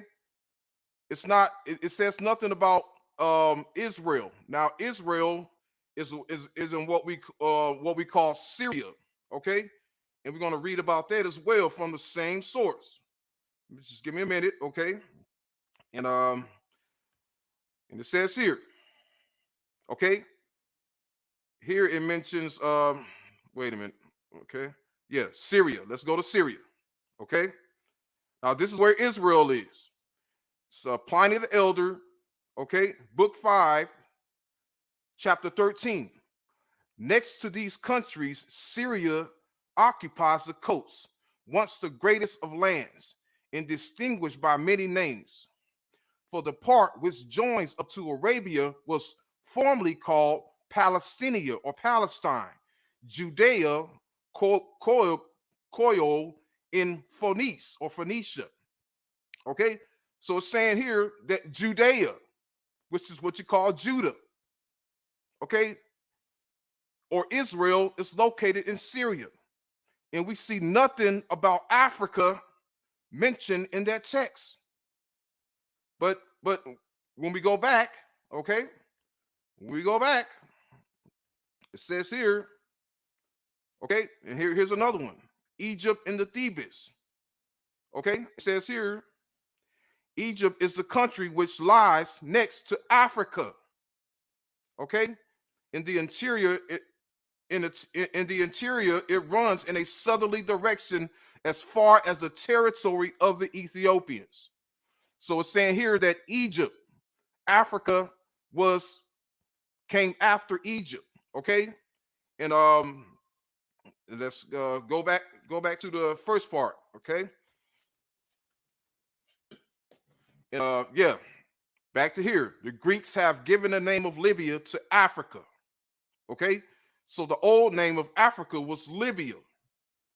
Okay, and now when we deal with Libya, okay, Libya is the old name mentioned by Herodotus. So we're going to go to Herodotus. Well, hold on, hold that thought, Radio One. Hold that thought, Okay. brother, Fight Doctor. Please feel free. Thank you for waiting. Feel free to join the conversation. Welcome to you. Shout out to you, Shaka. Thanks for having me on once again. Shout out to the brother Babylon Dunn and Radio One. Just wanted to clear up something that I thought was inaccurate concerning plate tectonics and the location of the Euphrates and Tigris rivers. Those rivers are not in Africa. If you look at the plate tectonics, go back to an earlier point.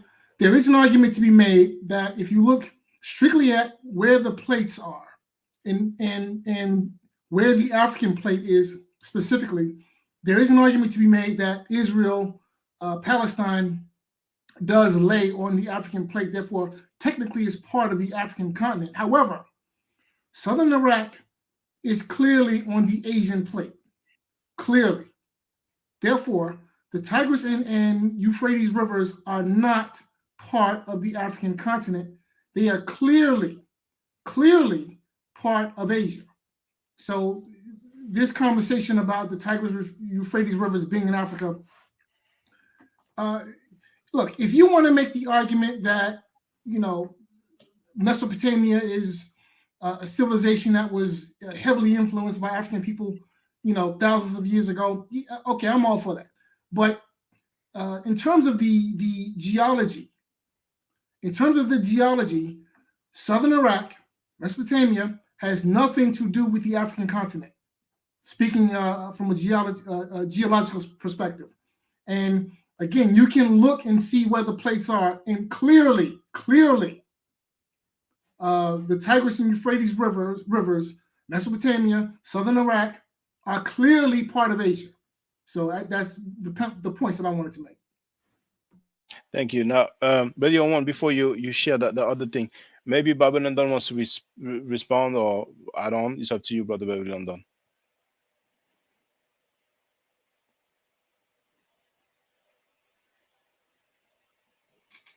Yeah. It looks like maybe his screen is frozen. Yeah. I'm going to make it brief. Okay, but go ahead, brother. I don't know if you can hear us, Babylon London, but you're frozen and we don't hear you. I saw you've unmuted yourself, but now it looks like your screen is frozen and we don't hear you. So feel free to leave the stream and come back. So go ahead, brother. Radio on. Yeah. Do I have to reshare my screen? Okay. Can you hear me now? My bad. Oh, okay. Yeah, we can hear you now. Yeah, go ahead, brother. Babylon. Yes, we can hear you now. Go ahead, brother Babylon London. Yes. Can you hear me, brother Babylon? What I would like to say, brother, is I can hear you. Yes, feel free, brother Babylon. Hey, but let me go out and come back in if my thing is bad. Is my sound No, bad? it's okay. I think there's a delay, but we can hear you well, brother Babylon. So please feel free to speak. Okay, I just want to say this, brother Shaka. Now, it was you and I, and we were in Africa. Now, I don't want to jump all the way to Spain and Great Britain. We can handle what Radio 1 is talking about after we handle what we're talking about, so we can gain some clarity on the subject. Now, I understand that you already done got straightened out with the whole thing of the physical sign being in Africa, and your backup then came on and then said, basically, well, it's a good argument, but they ain't showed nothing, ain't put up nothing, including Radio 1. But it could be, but and I heard a brother Ngozi say, now the new word is they own a share tectonic plate. Now that's the latest word. Y'all so desperate to take Israel out of Africa. If Israel was in Asia, that'll make the Messiah Yahshua an Asian. That'll make Abraham an Asian. That'll make these people Asian, and these people would be becoming black people. An impossibility, man. Y'all need to stop. Just stop. I'm talking. Okay, but I have a question. Brother. Whenever you finish, I have a question. All right, now, correct me if I'm wrong, but you seem to suggest that Abraham, whoever he was an African. Is that what you're suggesting? Am I reading you right? Yes, that's exactly what I'm telling you. Abraham is an African. Okay, now the Bible, the Old Testament, claims that Abraham he was born in Ur of Chaldea. Ur of the Chaldees, which again is southern Mesopotamia. Right. Mesopotamia. So if I was born being a black man, if I was born in Spain, would that make me Spanish?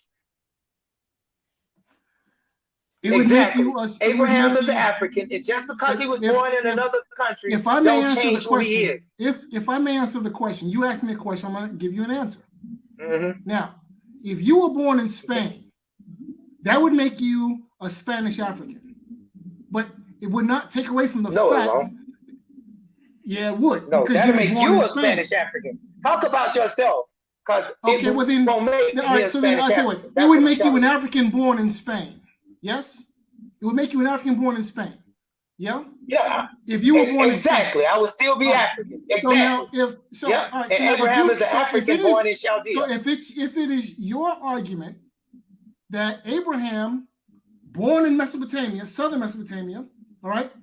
If it's your argument that Abraham is an African, I would like to see the evidence to suggest as such, because the Bible doesn't say anything about that. The Bible Okay, does not I'm say gonna give you the Abraham was an evidence. African. The only thing the Okay, Bible let me tells give you the us. evidence. I'm listening. All Let right, me well, give you the evidence. yeah, Let hold me that give you thought, the brother. evidence. Adam is black, Noah is black, Shem is black, Abraham is black. There you go. Okay.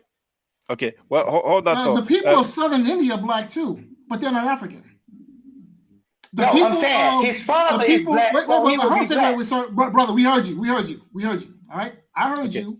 Now you want to talk No, about I heard Abraham? you. Wait. But okay. But then you stop. So let me finish, please. Okay. Now you making these arguments about Adam. All right. Whoever he was, and he was apparently African. You say these things with no evidence. You say that Noah was black. You say that Shem was black. You say these things with no evidence. However, if we go to the south of India right now, you can see for yourself that the people there are black. If you go to the islands in the south, I can look at you. You black. East What you Pacific. talking about? Where I need to Okay, go well, to see black? If you let I'm me black. finish, if you let me finish, I'll tell you what I'm talking about. All right.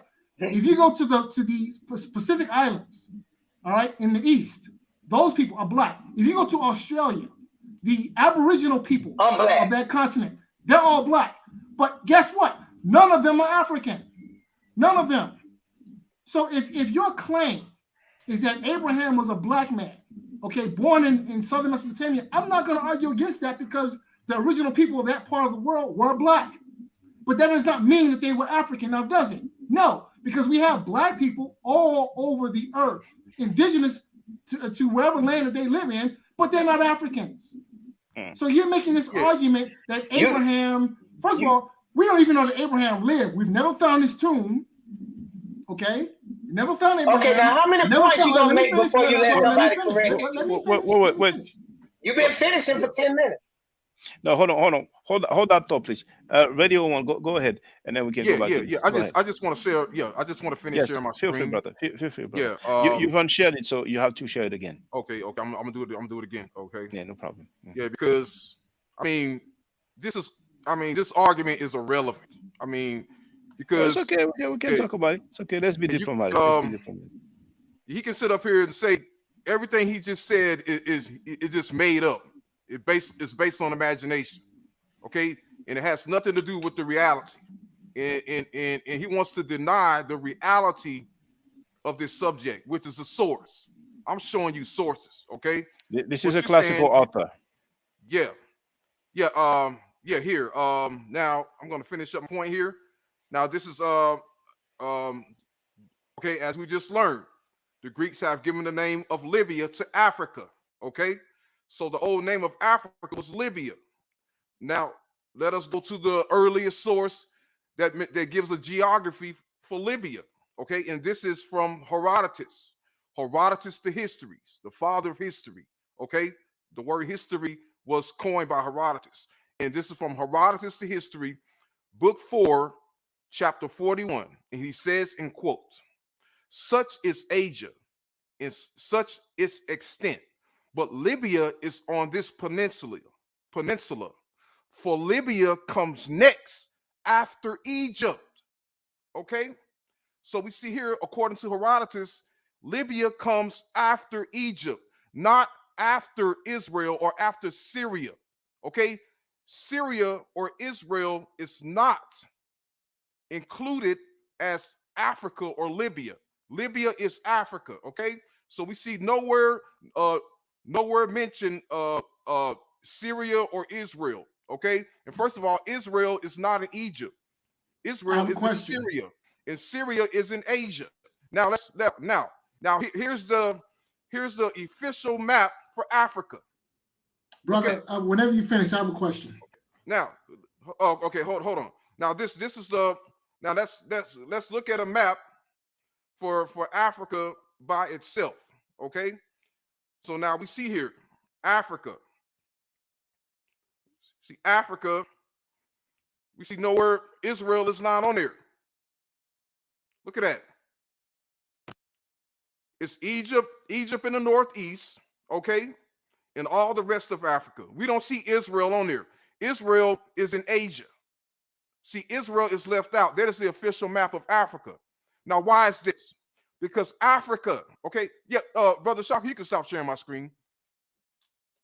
Matter of fact, I stopped sharing it myself, and that's all I wanted to show. Yeah, but okay, Israel, the word Africa,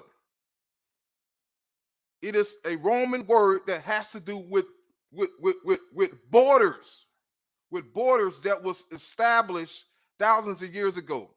Has absolutely nothing to do with the tectonic plate. Okay, even if Israel is on the tectonic plate, it still has nothing to do with Africa. Okay, so pretty much that part of the tectonic plate, which is the Nile River, okay, in the lands to the west of the Nile River on the tectonic plate is Africa. Has nothing to do with Israel, and has nothing to do with the tectonic plate. Okay, so we have to keep the word. We have to keep the word Africa in its proper perspective. Okay, we can't take it. We can't take it out of context. We have to keep it within its context. Okay, and we just found out that Africa, Syria or Israel is not included in as Africa. As we just read, Africa came after Egypt. Okay, so Egypt and Africa was connected. Okay, but you go outside of Egypt, okay, so into Asia. That's where Israel is. Brother, I have a question for you. Yeah, go ahead, brother. The fight doctor. So, what peninsula is Libya on? Yeah, peninsula. Yeah. Yeah, I would say that he's referring to the to that Mediterranean Sea, west of Egypt, and yeah, but pretty much the entire continent of Africa. Well, brother, the continent of Africa is not a peninsula. And the text that you cited says that Libya lays on a peninsula. So my question is, what peninsula does Libya lay on? Yeah, well, that word that's used for peninsula, you know, it can also mean it's I forgot the Greek word, but it can also mean coast as well. So but yeah, but when it says the peninsula of Libya, the it mentions that it's very broad. So it's referring to it's pretty much referring to the sea coast to the west of Egypt and pretty much all of Africa. So yeah, but and I know he mentions a peninsula, but that word, you know, it can also mean coast, which is the Greek. I looked it up, but yeah, but he's pretty much saying that Libya comes after Egypt. Okay, that's what's important. Okay, now we it's pointless to sit up here and debate about a peninsula. Okay, but what he's saying is Libya, which is the modern, even today we see Libya west of Egypt. So when he says Libya comes after Egypt, he's talking about the country to the west. Yeah, and that word peninsula can also mean coast. So it's pretty much referring to the coast next to Egypt, or and plus and all the land west of Egypt. Oh, brother. I'm sorry. Yeah. The fight doctor. Feel free if you want to add on, because it's like 1:45 a.m. So I'm going to close it real soon. But I want to let the fight doctor, add on before that. Well, I mean, I've never seen that text before, so perhaps it's something I'd have to go back and look at. But I just wanted to, clarify. I'm sorry, brother. Dispel this nonsense. Just this is Pliny the elder, and the other text was Herodotus. So Herodotus was probably like 300 BC, and now Pliny was probably I'm not sure about the date, but I would presume it's after Herodotus. But it's better for me to double check. But this is like these are like classical authors, like Pliny is Pliny is 80. Pliny is 80. So. Yeah. First century AD. Yes. So go ahead, the fight doctor. So when I look at the Greek writers from that time period, I have to remember that Europeans were clueless about the African continent up until basically, a couple of hundred years ago, essentially. Anything south of Ethiopia, they were clueless. So when I look at these descriptions of the African continent and the geology of Africa from a Greek point of view, I keep that in the back of my mind that they really didn't know what was south. Once you move south of Libya, move south of Egypt, move south of Ethiopia, they had no clue what was going on or what was there. And some of them even thought that there was nothing there. So, when I read these texts, I keep that in mind. But, my whole point on coming on here this evening was to dispel this nonsense about, Mesopotamia being part of the African continent when clearly it is not. All right. Now, if you want to make an argument that culturally it has a connection with Africa, then I would, or even genetically, then maybe I would entertain those arguments. But geologically speaking, southern Mesopotamia is Asia, not Africa. And I'm still waiting to see this evidence for Abraham having been an African, because the Bible does not say that. We've never found Abraham. All right, so there's no even first, before you can even prove that Abraham was African, you would first need to prove that Abraham is not a myth. Because I'm sorry, but you Hebrew Israelites or Christians and Jews, whatever, none of you have proved that so far. So before we can even excuse me, yes, sir. Yes, sir. Excuse me, brother. I just want to say this. One day though, when you calm, and I'll say I'm calm for the hell of it, I would like to sit down and talk to you, but I would like for you to ask one question at a time, and then we answer that one question, fact for fact, tit for tat, go one for one on question for question. How does that sound? Yes, sir. And I'm all for discourse and dialogue, as long as we can do it and be productive. So no problems there. But again, we need to not put the cart before the horse. So before we can have a discussion about Abraham's I don't really want to argue about that, because that just creates dissent between what we just agreed upon. We grown men here, we brothers here. I understand you disagree with me, and I'm saying the way to resolve it is not by going off on a rant or a tangent and making up stuff and just saying stuff. Allow me to answer the question, please. Allow me to answer the question and allow me to respond to you correctly and directly, and you to me. Why not? Let's just do that as brothers. This is possible. Actually, he agrees with you. What I can propose, if you would happen to both be available tomorrow at 4 p.m. EST, would that work for both of you? Yes, with that. So Babylon done is fine with that. How about you, the Fight Doctor? Tomorrow, 4 p.m. EST, would that work for you? 4 o'clock. That's New York time. 3 o'clock Central. I'm in the Central time zone. Yes. That might be. Let's see. Tomorrow's Thursday. Yes. Yeah. I can do 3 o'clock. Yes. EST. Okay. So 4 o'clock EST. Yeah. Yeah. Okay. Tomorrow, will you please Doctor? Tomorrow, will you please? I'm gonna try to up my internet. I got a new card coming that's supposed to give me like high speed, just straight to my phone. But I think you need an Ethernet cord, because you don't want to come on here tomorrow or either sit closer to your mic, because you don't want to come on here tomorrow and can't be heard. You're breaking up a lot. So when you hear this video, you'll see that. Actually, Brother Babylon done. Brother Babylon done. I think it was on your end, because I've heard the Fight Doctor fine all through. So I think the fact that it was breaking up was coming from your internet connection. I've heard him all through. He was never breaking up when he was talking. On my end, he was never breaking up. So before I close out, I can't hear you. You can. Can you hear me, Radio One?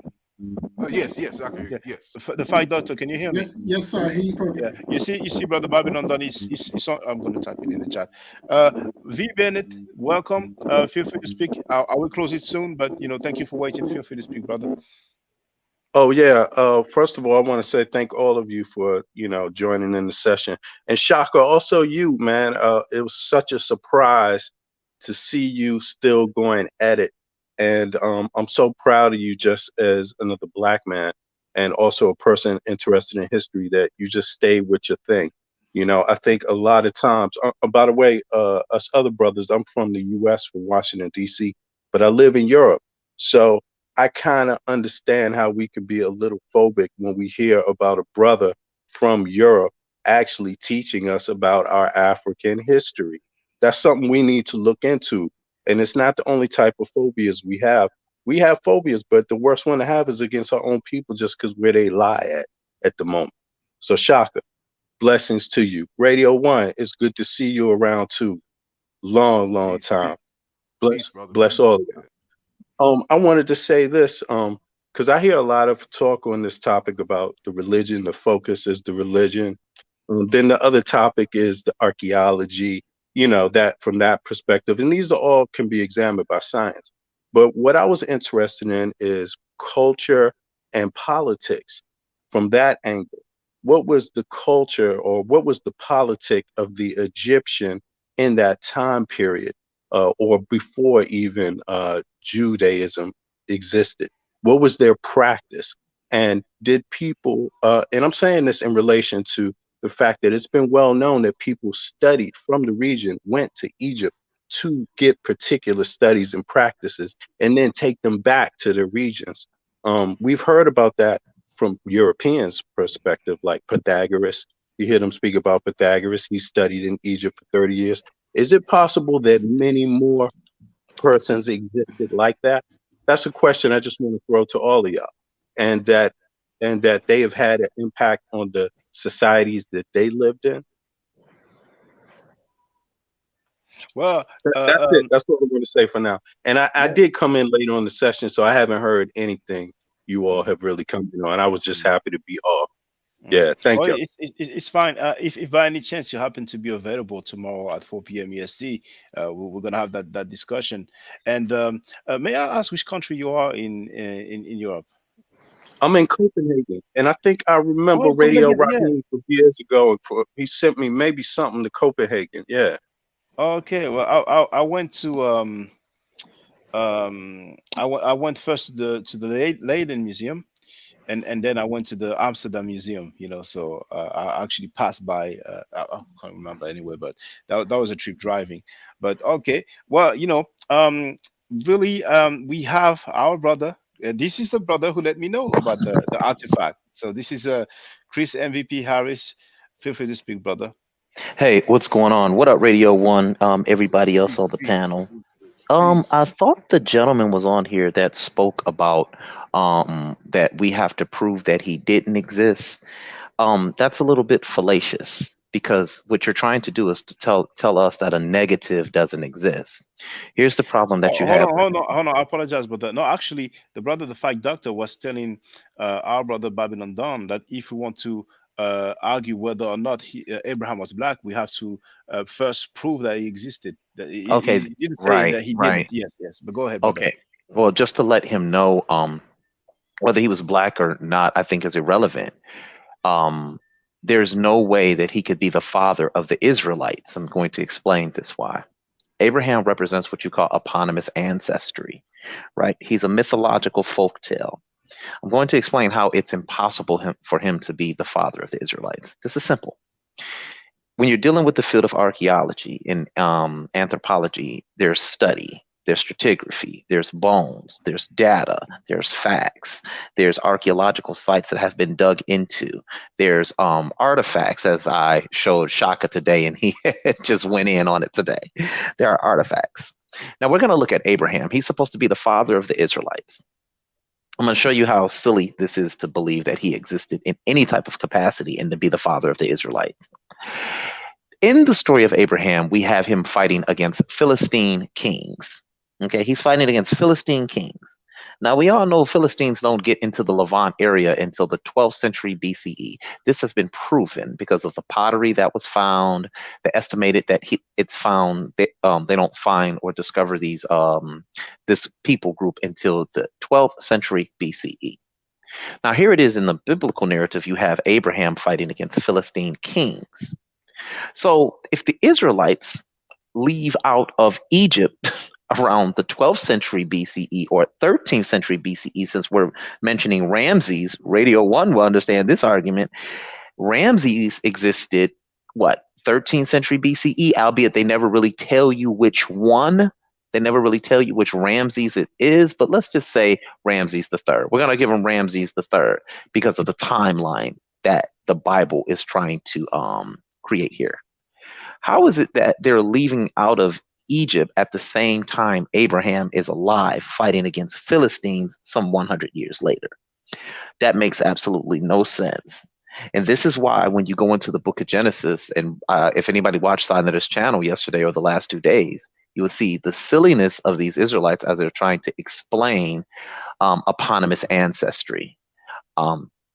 I think that they should begin to wisen up and just say, hey, this is just a mythological, a book based on mythology. And there's nothing wrong with mythology. Mythology has developed great cultures. You understand what I'm saying? Mythology is the basis of most cultures because it gives people a destiny.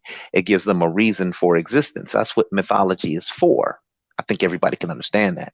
But when you take these things literal, it's when you begin to look silly. And you create these xenophobias based on your misunderstanding of eponymous ancestry. So no, Abraham is not the father of the Israelites. Abraham never existed. There's no context in the Bible which tells you what color these people were. Because in most mythological narratives, race is not the underlying issue here. It has nothing to do, race is not a theme in mythology, just the lessons themselves. So that's all I really want to share with the brother there. And that is what the writing that Brother Shaka was showing, that is a Proto-Sinaitic script.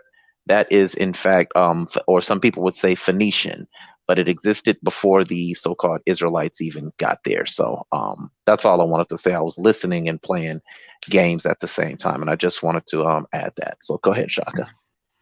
Say, brother, can I just add to that real quick? Sure. You're right. That is the Proto-Sinaitic script, like I said. Yep, sure is. Mm-hmm. So the brother, the MVP, comes in and scores 100 points. He's absolutely positively correct. And I would take it a step further, and I would say that Moses is more than likely mythological too. But yes, he is. Going back to the whole Exodus story, I think that the reason why they leave out the name of the Pharaoh, the sitting Pharaoh of the time of the Exodus, that was by design. The name of the Pharaoh is left out by design because it didn't happen. Okay, and you put it in context. Telling the story of the Exodus and leaving out the Pharaoh is sort of like talking about the Second Iraq War without talking about George Bush. Okay, you talk about this narrative of a foreign force invading Iraq and causing all this destruction, but you fail to mention the President of the United States, the whole person who facilitated the war in the first place. You fail to mention who was the President of the United States when talking about the Iraq War. Well, that's what's going on with the Exodus story when you fail to mention who was Pharaoh at the time of the Exodus. So the Exodus story is ridiculous. Moses is a myth. Abraham is a myth. And again, I'm still waiting for the Hebrew Israelites or anyone who wants to put forth this argument as being literal, these biblical narratives as being literal. Where is the evidence? Okay, and again, it's not on the person who is questioning the story. It's the person who's putting forth the story to provide the evidence that these stories are not just stories, but are in fact true. Yeah, it's called extraordinary claims require extraordinary evidence.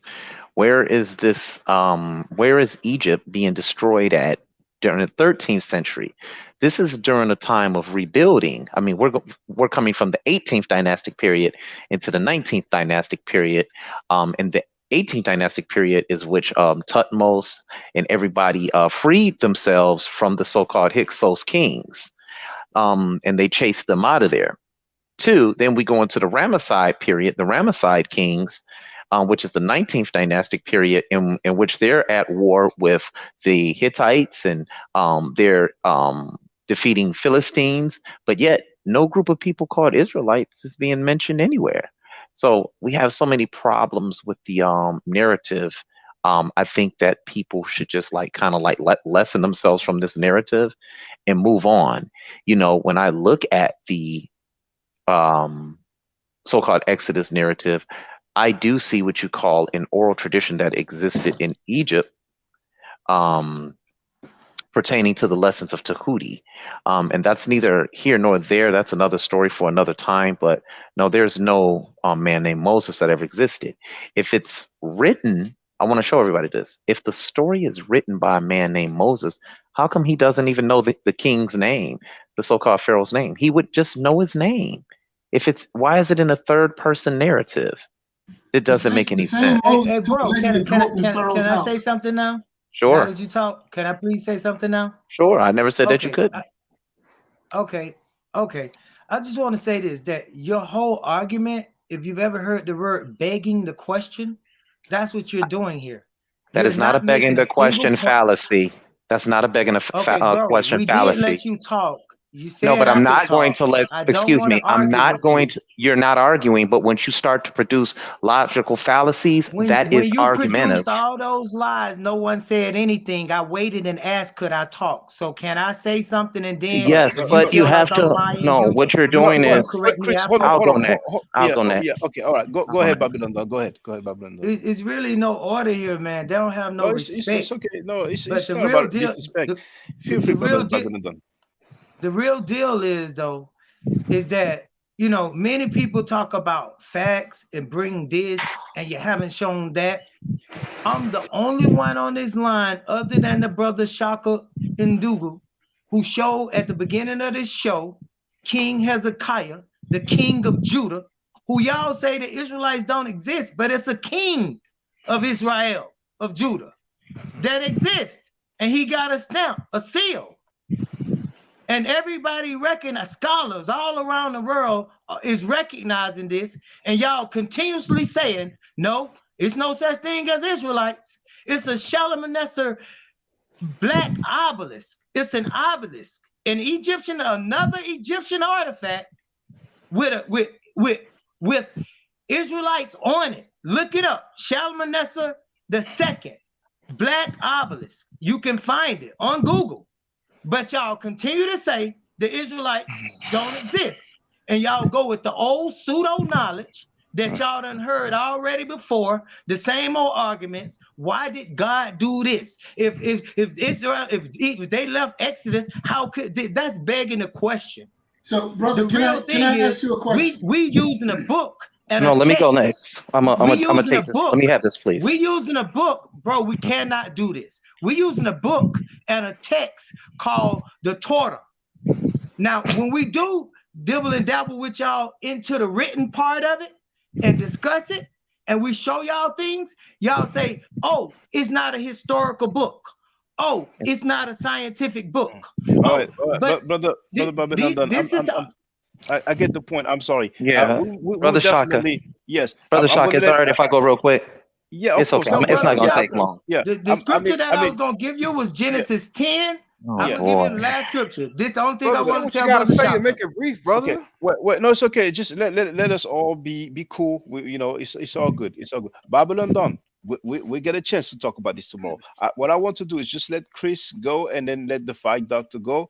And actually, let's all make our closing remarks. So yeah, because I know you're tired. Yeah. It's just 1 a.m. That's all. But tomorrow we'll be able to talk. So okay, let's do it this way. Babylon, then feel free to make your closing remarks. Then it's going to be Chris. Then it's going to be the fight doctor. Then it's going to be Ready on One. Then it's going to be V Bennett. So if you have closing remarks, Babylon, done, feel free. Yeah, I just want to say that the next time, if I ever see these brothers on this platform again, I think that they should all just consider like, yo, I'm gonna ask one question, and then we'll let that question get answered. And Yeah, if we we can do could do that that tomorrow. format, We I can do think that we'll tomorrow. get somewhere. And Yes, we'll I agree. agree and I agree. agree when somebody is right and when somebody is wrong. And don't just let it fly over. If the person state a fact, it's a fact. I agree, brother. I agree. So thank you for your closing remarks. Brother Chris Harvis, MVP, please feel free to make your Okay, closing so remarks. let's deal with this. First of all, once you start mentioning formal fallacies are for formal conversations.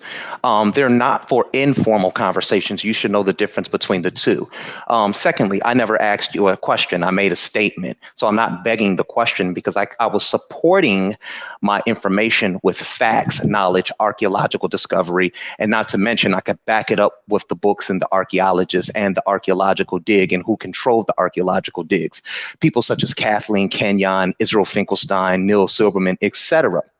What you are doing is begging the question. What you just did was a Argument classic. to authority. Excuse me.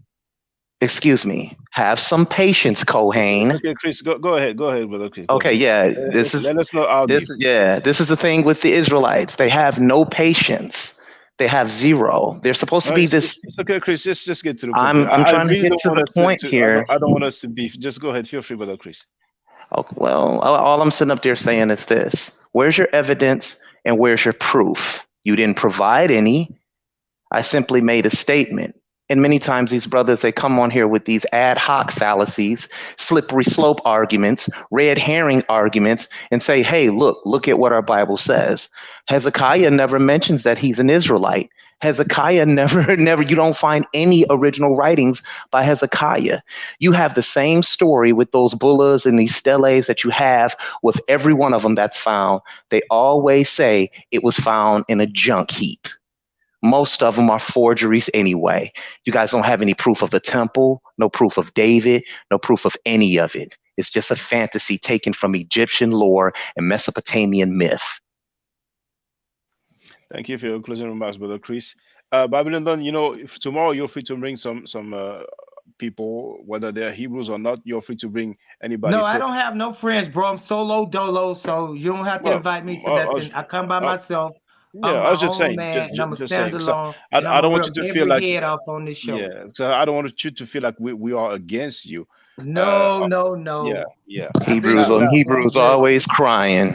no, he's not crying. He's not crying. And Now, and I want to put it on record that no, I'm no, not no, but I'm not a Hebrew Israelite. okay. Well, I done told okay, you that okay, I am the king of Egypt. I am the okay, pharaoh of okay. Egypt. Okay, thank you very much. Now, brother V Bennett, please feel free to make your closing remarks. Yeah. Thank you for tomorrow. I will be back. Oh, wow. Some of the times when I hear Egyptian or Hebrew Israelites make arguments about Israel and Judaism and being a Hebrew and the history that all goes within, the one constant thing that seems to always come up is contact with Egypt. And so I think tomorrow I'm going to come and bring some of my references about the contacts to Egypt that seem to be embedded in all of this. Now, I'm not saying myself, I don't have to say it, that it's been people that have thought that, okay, maybe Jesus did not exist. It's a theory. It's a story that's meant to be allegory about something else. But then there's also been people that have said flat out, if it's allegory, okay, fine enough. But if it's real at all, anything real to it, that it must point back to Egypt. So I'm going to bring one of my books that I've been enjoying lately that deals specifically with that, Hebrews and Egypt, and take it from there. Thank you all. Yeah, well, have a good evening too. Bless you again. Thanks a lot, brother. Thank you, Now, bro. I look forward to that. yeah, me too. Now, the fact doctor, please feel free to make your closing remarks. Yeah. So I welcome dialogue and discourse as long as it's constructive. But at the same time, if we're going to have dialogue and if we're going to have discourse, for it to be productive, it needs to have an element of intellectual honesty about it. Now, no one was making the argument that Israelites didn't exist. no one was making the argument that King Hezekiah didn't exist. I certainly didn't make that argument, and I don't recall anyone else on this panel having made that argument. So, if we're going to have dialogue and if we're going to have discourse, and if it's going to be productive, if it's going to be intellectually honest, then there needs to be no red herrings. There needs to be no straw man arguments. The argument that I made was, or the question that I asked is, did Abraham even exist? Before we can even talk about his ethnicity, somebody needs to prove that he existed. Now, Abraham has nothing to do with Hezekiah. Abraham has nothing to do with whether or not the Israelites existed or not, because that was never an argument that I put forward or anyone else in this panel, the existence of the Israelites or the existence of Hezekiah. So let's deal with the argument. Let's deal with the topic at hand. Let's have some intellectual honesty when we debate or have discourse. Let's not have any red herrings or straw man arguments. And let's stay on topic, right?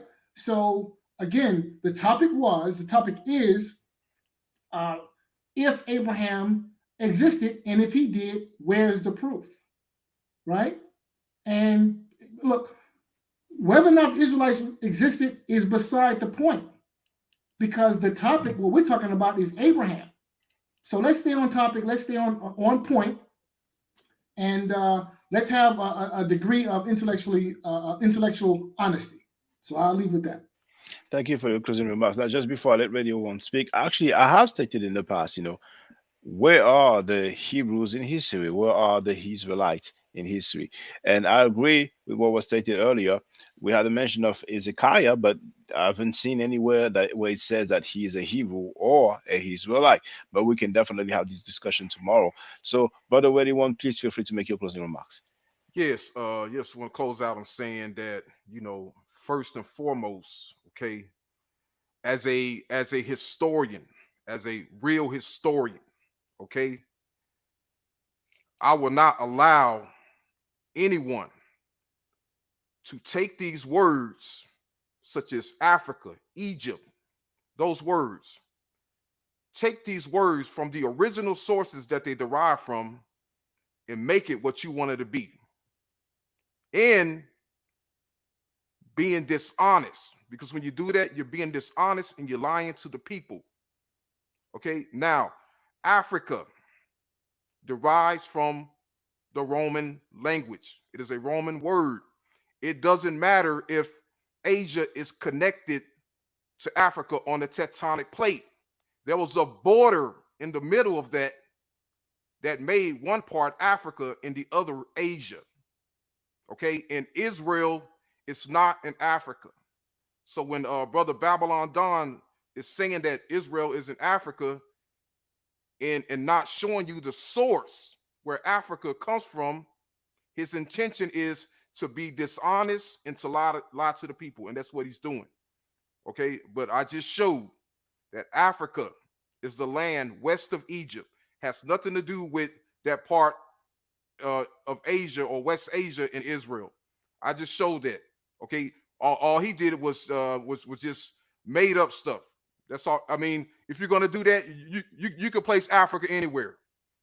You can place Africa in China or India. If you're just gonna sit up here and make up stuff and ignore the source that the word derives from.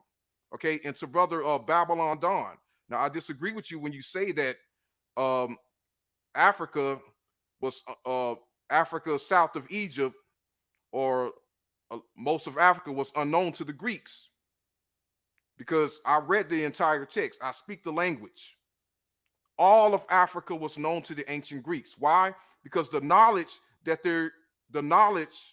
of Africa that the Greeks were getting was coming from the Africans themselves.